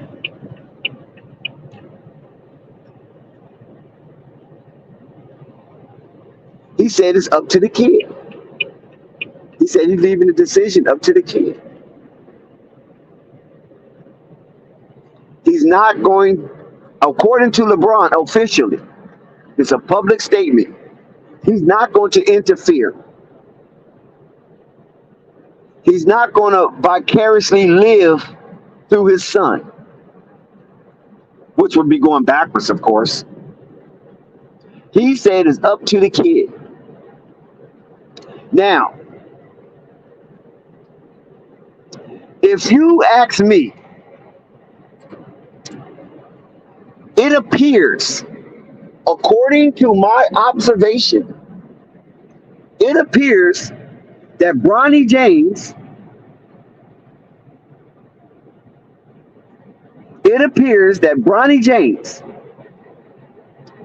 is playing collegiate basketball as a measure of conditioning. I don't think we have witnessed the best of Bronny James. Bronny James' talent have yet to max out. I think his sojourn as a student athlete with the highest NIL deal in history, surpassing Shedeur Sanders by a landslide,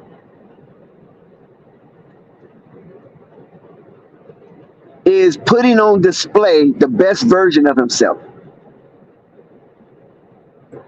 I think Bronny James is out here checking the barometer of his health. And I think USC understands this. So what we saw from Bronny James, I don't believe that was the best of Bronny James. I just don't believe. I believe Bronny James, this is according to my observation, played his inaugural season under the banner of a health alert.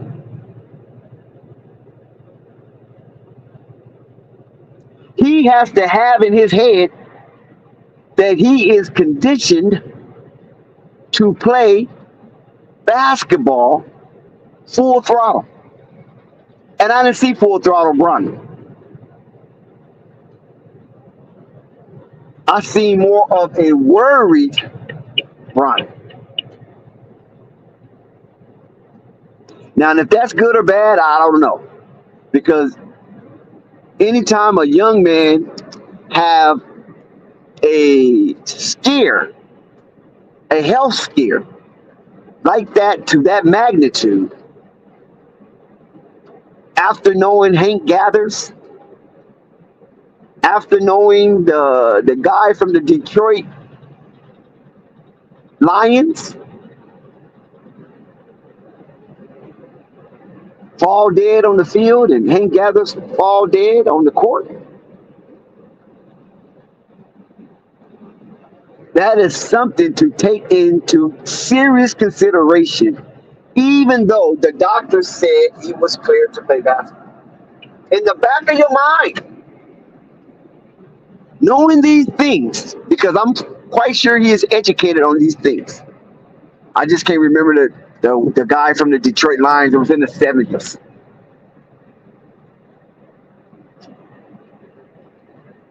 I'm quite sure Bronny James was definitely aware of the historical deaths that have been recorded on courts and fields. And knowing this information, he continued to pursue his own individual dream. Some try to attribute it to the hopes and whims of LeBron's aspirations and remove Bronny from all blame or responsibility from pursuing that career. He's doing it for his dad. He want to show his dad. I don't think so. I don't think so. I think it was him. I think Bronny James have a side to him that is somewhat psychopath. I think Bronny James have in him the determination to succeed and close out all ambition dreams. That's what I believe. And I just think LeBron James appreciate that in his son and is not trying to arrest his development and trying to overparent his decisions. Because LeBron James knows that Bronny James is set. No matter what he does, he's set. You're my son. You're my firstborn. With man of that magnitude and all those accomplishments will try to push his son into a deathbed. So that's why I believe LeBron James is a fair and impartial parent when it comes to this. Rich Paul is his agent. They are so connected that nobody would force Bronny James into a detrimental situation that Bronny James did not have the executive decisions on.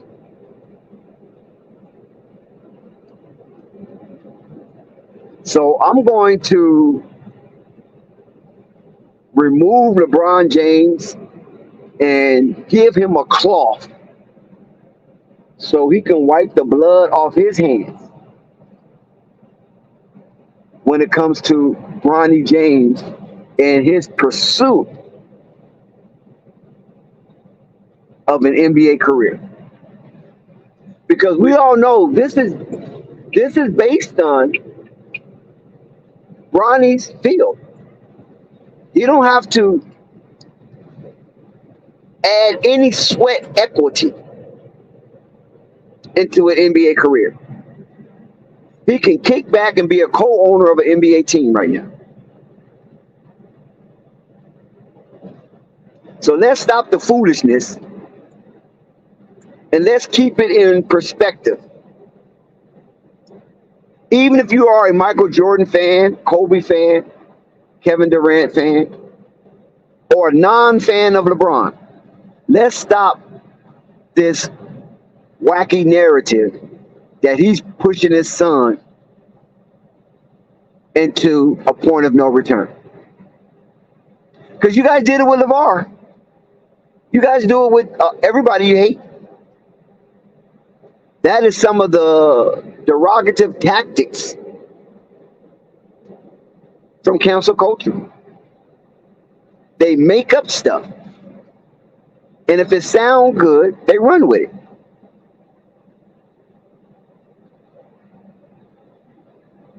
You heard it from LeBron James' mouth. He is not overly pushing his son to be the next hit. He's not doing that. I know LeVar had a few choice words when it came to iconic players and their children trying to extend their legacy.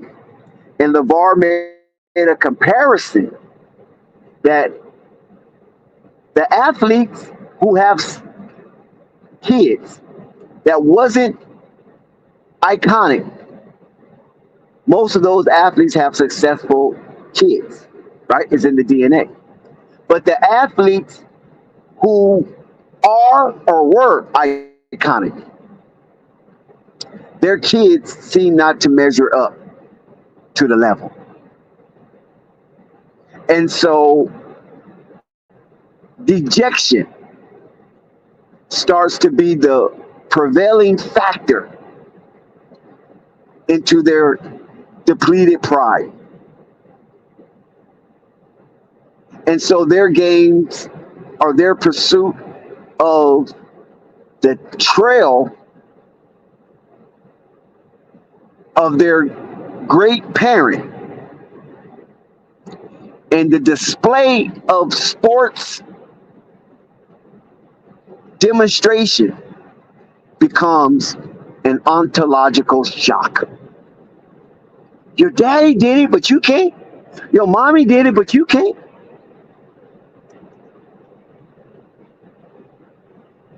So those that are associated in those perspective sports have undergone ontological shock because they feel they're not cut from the same cloth of their parent.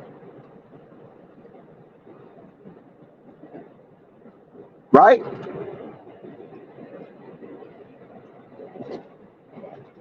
And this becomes the narrative for the child.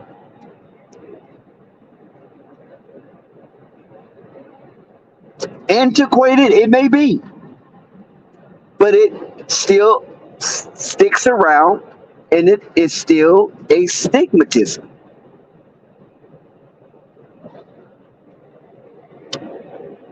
Yeah,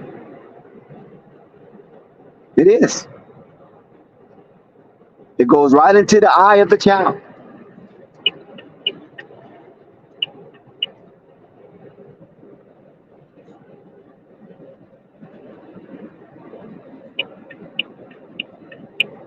And that's why it is imperative that we just wait and see. Instead of showing prejudice against Bronny because of LeBron, let's have a wait and see moment. And if you're right that Bronny might not turn out to be much of nothing, okay, you're right. You get to eat your bowl of Cheerios first.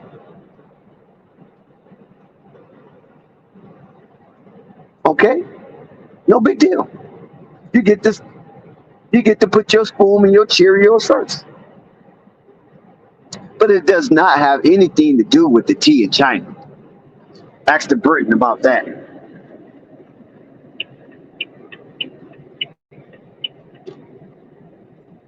So that's going to be interesting to see how that saga unfolds with Bronny James' decision.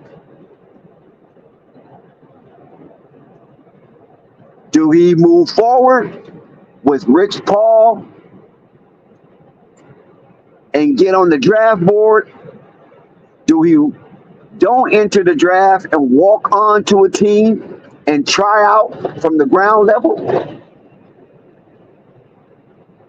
Or do we stay another year in college and continue to collect his NIL shares?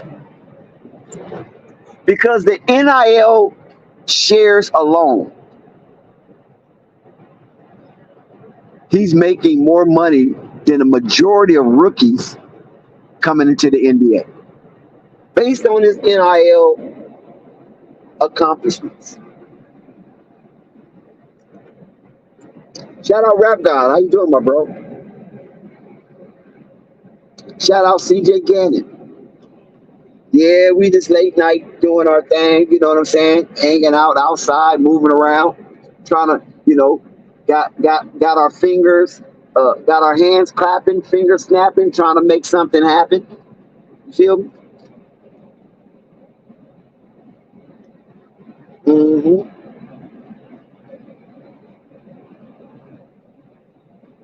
Oh, what statement, CJ Gannon? I missed it in real time. I missed it.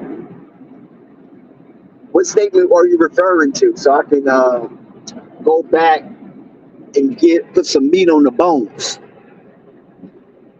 So CJ, if you're still here, I don't remember what statement because I've been rambling, but my ramble is informative. So I don't say that in a disparaging way.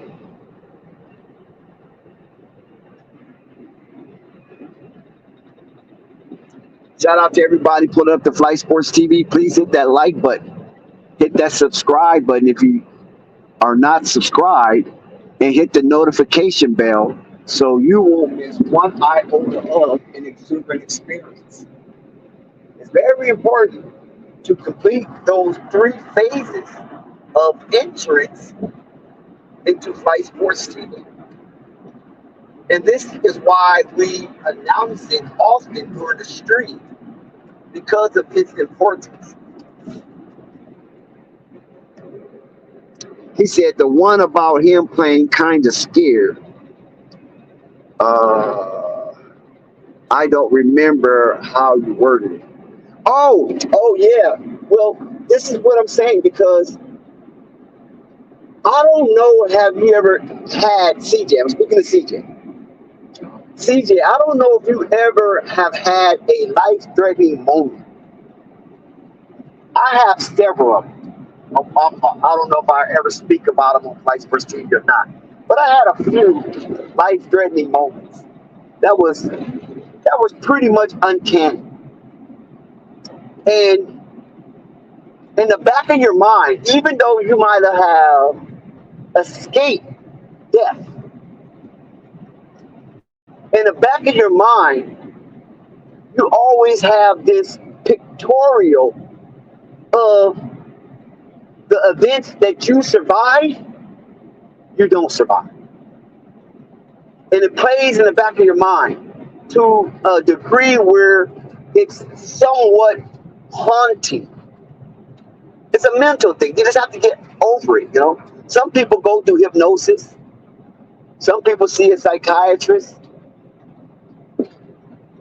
And some people, they just come out of it, unscathed.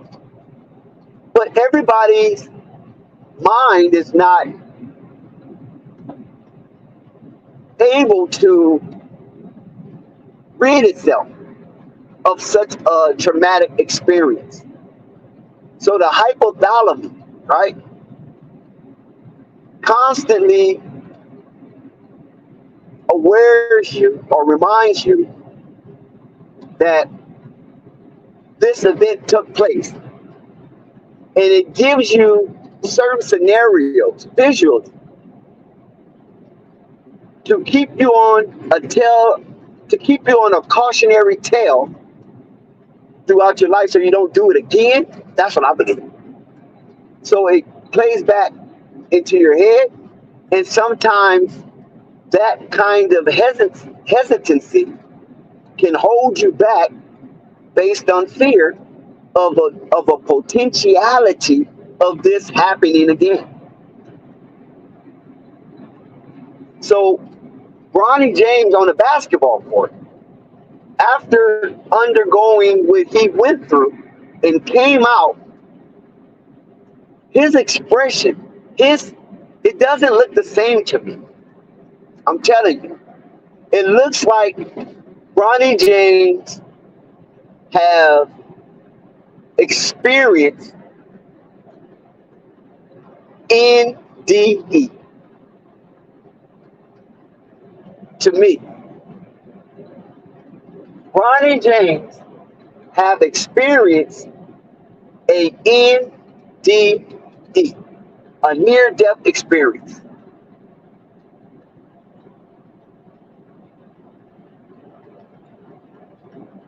That's what I believe. And I believe that Bronny James has to be active so he won't go into a state of depression and just cry profusely. Tears that will fill Niagara Falls. So he has to remain active so his brain can possibly shift into a different mode and try to overcome those fears of drowning when you have these traumatic near-death experience. The Bronny James could still be in a wow moment. Wow, I survived that. Man, that was crazy. And can constantly think about it in fascination mode. And that is the reminder from the hypothalamus.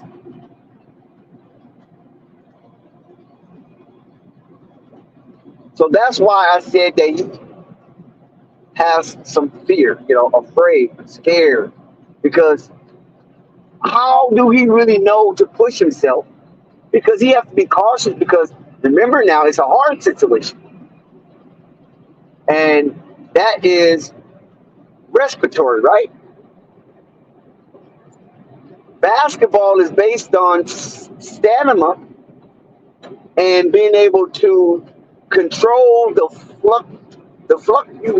fluctuation of blood and air and give it a harmonious balance in order for none of your organs to malfunction. So the heart is a key component into bringing equilibrium to your body functions and making sure that the flow of blood and air is properly distributed throughout the body. And when you're young like that, sometimes it's like a baby rattler not knowing how to properly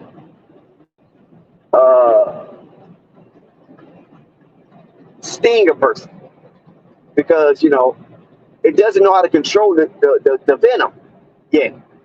So they over push the venom into the body, and that's why a baby rattler is more dangerous than an adult rattler. Because an adult rattler will give you enough to get you back, but a baby rattler is just all in survival mode and not knowing how to measure out its sting. So by Bronny being such a young man and once was vivacious, seemed to be more reticent and reserved and more calculative on how much energy he's willing to exert on any given moment. And that right there dampers your display of basketball. And that's why I say I don't believe we see the best of Bronny until he feels comfortable in his own skin, running up and down that court with confidence and not having anything reserved in the back of his mind that something can go wrong. So some say, why even be out there? He shouldn't be playing. Well, not necessarily, because maybe playing, he might get his body back into the balance it needs to be, because you have things moving around. You have vessels opening up. You have capillaries being filled with blood, and you have his veins is able to be a carriage of fluid going through the circumambulation throughout his body, because it's going to take blood to run a full circular ambulation 500 seconds. And by playing the way he's playing, he's able to adjudicate that in a proper way. And if he wasn't playing, maybe those things slow down, and it could, somewhere down the line, cause something else, because the blood's not flowing normally. Because he have a heart problem. He had a heart problem. So it could be something like that. I don't know. But if he's not on normal activities, allowing 8 minutes and 20 seconds for his blood to make a full circulation throughout his body, a full circular ambulation, then maybe speeding up the heart a little bit until it balances out, until he grows out of whatever it was, because that's possible as well, to balance it out, the imbalance in his functionality when it comes to the heart.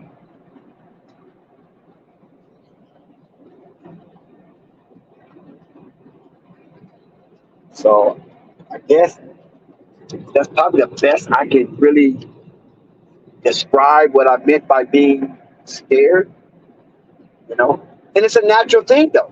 See, this is not an aberration of behavior from Ronnie. It's natural. It's natural to go through those cycles of timidness until everything gets back. It's like walking on a hurt ankle.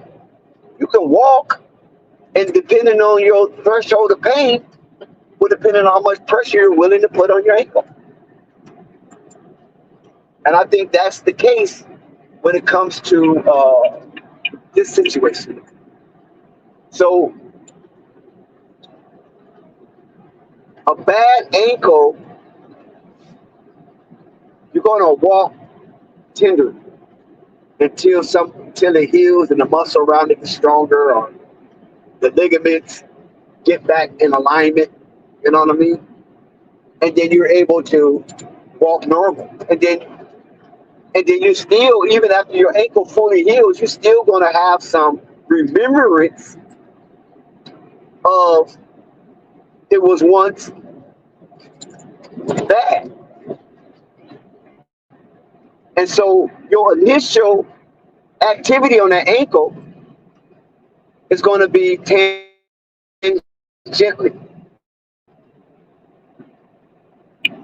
until you get the confidence of putting all the pressure on it and running, and then it'll be a forgotten thing. And I just think that could be the situation with Bron. And this first year at USC was only a litmus test of how his conditioning possibly can go ahead with pursuing a real basketball career. And also taking his mind off of that traumatic experience. Because what is it to a young man like Bronny, who was looked to be so exuberant and strong, that now he's not the infallible young man that the sports world or the basketball world has paraded. That takes a lot of spunk out of you. And so the hesitancy is normal. That's a normal pattern. CJ? Yeah, I think so. I think you have definitely seen the best sports psychologists. No doubt about that. LeBron would exhaust his resources to get Bronny back up to speed, just to be a normal son, regardless of basketball. He will spend everything he got to maintain the health of Bronny James. So under no circumstances, I feel that LeBron James is coercing his son to follow in his footsteps. Yeah. So, but it really has nothing to do with money, CJ. It has everything to do with Bronny. See, I'm on Bronny on this. I'm not really focused on LeBron because I already excluded LeBron and absolved LeBron for any wrongdoing in Bronny pursuing his dream. So I think it's on Bronny. I think that the psyche of his mind is on him. He has to retrain his mind to think that he is invincible on the basketball court. And when you have a situation of this kind of condition that strikes you, it tends to take away layers of your invincibility.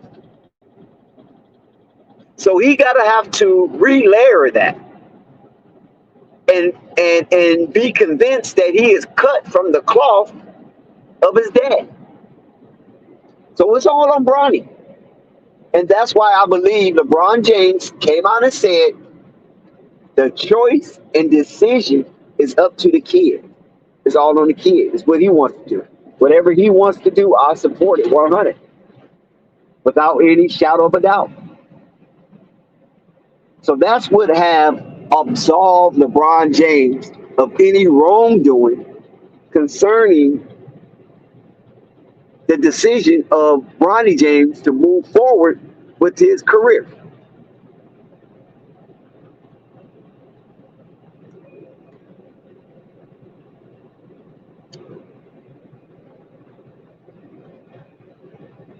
Yep, he got the best money could buy, no doubt about that. Now, CJ, you're not alone with this statement here. I just think he needs more development on his handles, shooting, and passing. I didn't see much hesitating. I just think he needs another year.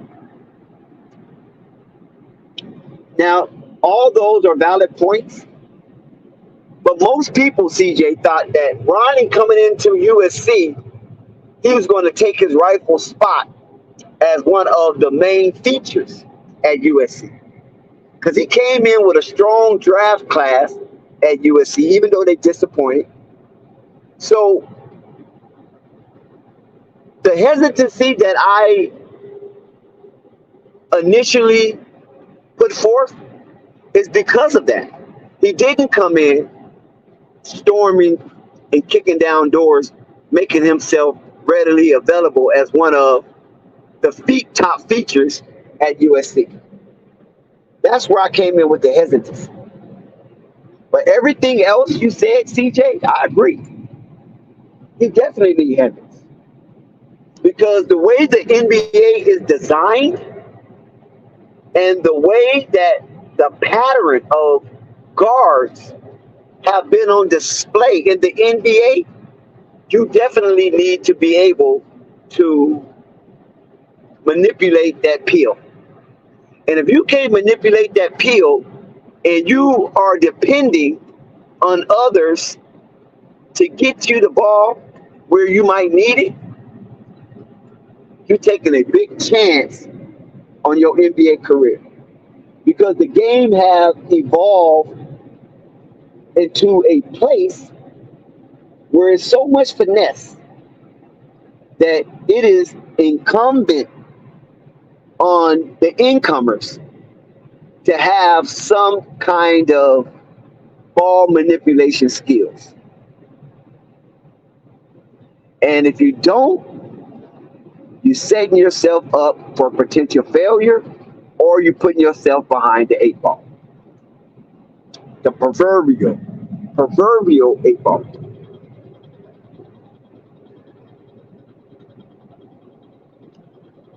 So we're going to see how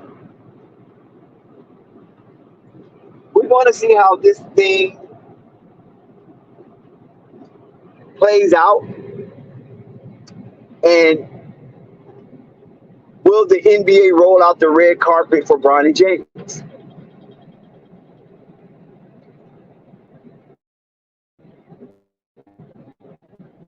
LeBron James also have, I think, a $51 million player option next season. So we'll see how that also plays out. I believe he takes the player option no matter what. And the fate of Bronny James is what it is. So we know that LeBron James wishes is to play with Bronny. It may happen. It may not happen. We just don't know just yet. But as that timeline approaches, we will get a better feel for it. And I can't wait. Just like you guys, I cannot wait to see how LeBron James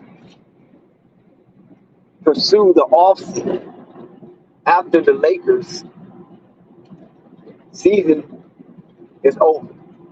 Be it championship or not. That's going to be an interesting offseason. And the content creators is going to have an explosive offseason along with mainstream media in the basketball landscape.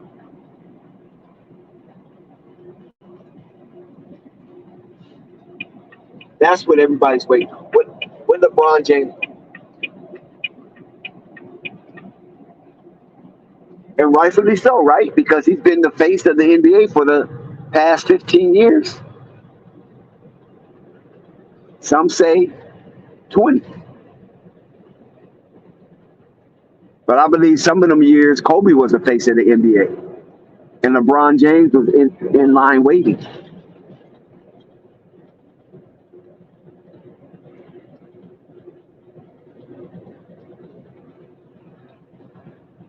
If you left it up to me, I'd say when LeBron James won his first championship, he became the face of the NBA. Because how are you going to be a king without a crown?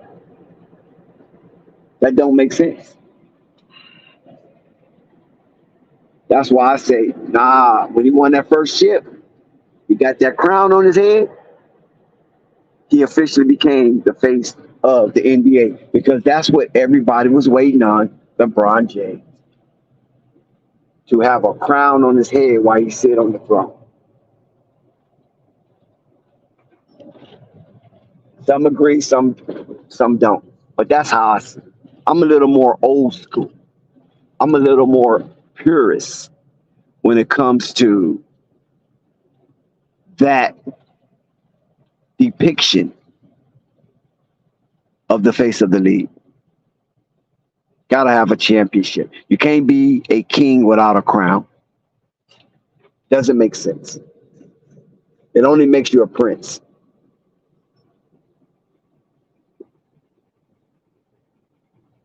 Good looking, CJ. I appreciate it. Yeah, I think we're going to bring this to the end. And we're going to sign out. I appreciate everybody rocking with Flight Sports TV on this late night edition. But man, I done spun my wheels. You know, I'm not no youngster, man. You know what I mean? I got to take pride in my sleep and my rest. Everybody else resting. Why can't I rest, right? And I want to, shout out everybody who participated in the financial activities of Flight Sports TV. That's definitely a good look in itself. I definitely like that because without you, ain't no we. So we all play a part in this congregation of love and brotherhood, fortitude, and if you wasn't able to showcase your generosity tonight, maybe there's another night that you might be a little more fortunate and you can do it there. But trust me, there is no shame game going on here at Flight Sports TV. Because today is me and tomorrow is you. And that's how we're going to pursue this thing. And I'm signing off on that note. Flight Sports TV, man. That's my dude. I rolls with him. You heard what the man said. It's Flight Sports TV.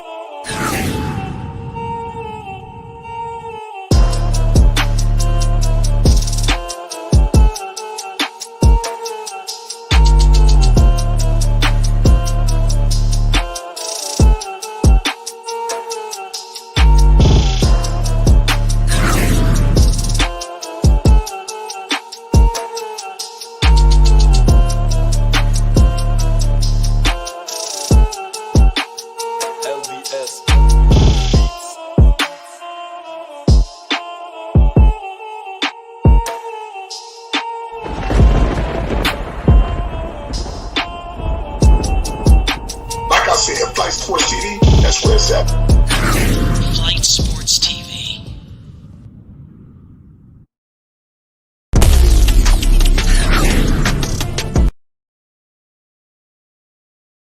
What up, y'all? It's your man, Freeway Ricky Ross, and you looking at Flight Sports TV. Don't turn that channel. Please subscribe to Flight Sports TV, hit the like button, and leave a comment. This is Holly Heat of the Hot Seat with Holly Heat, and this is Flight Sports TV.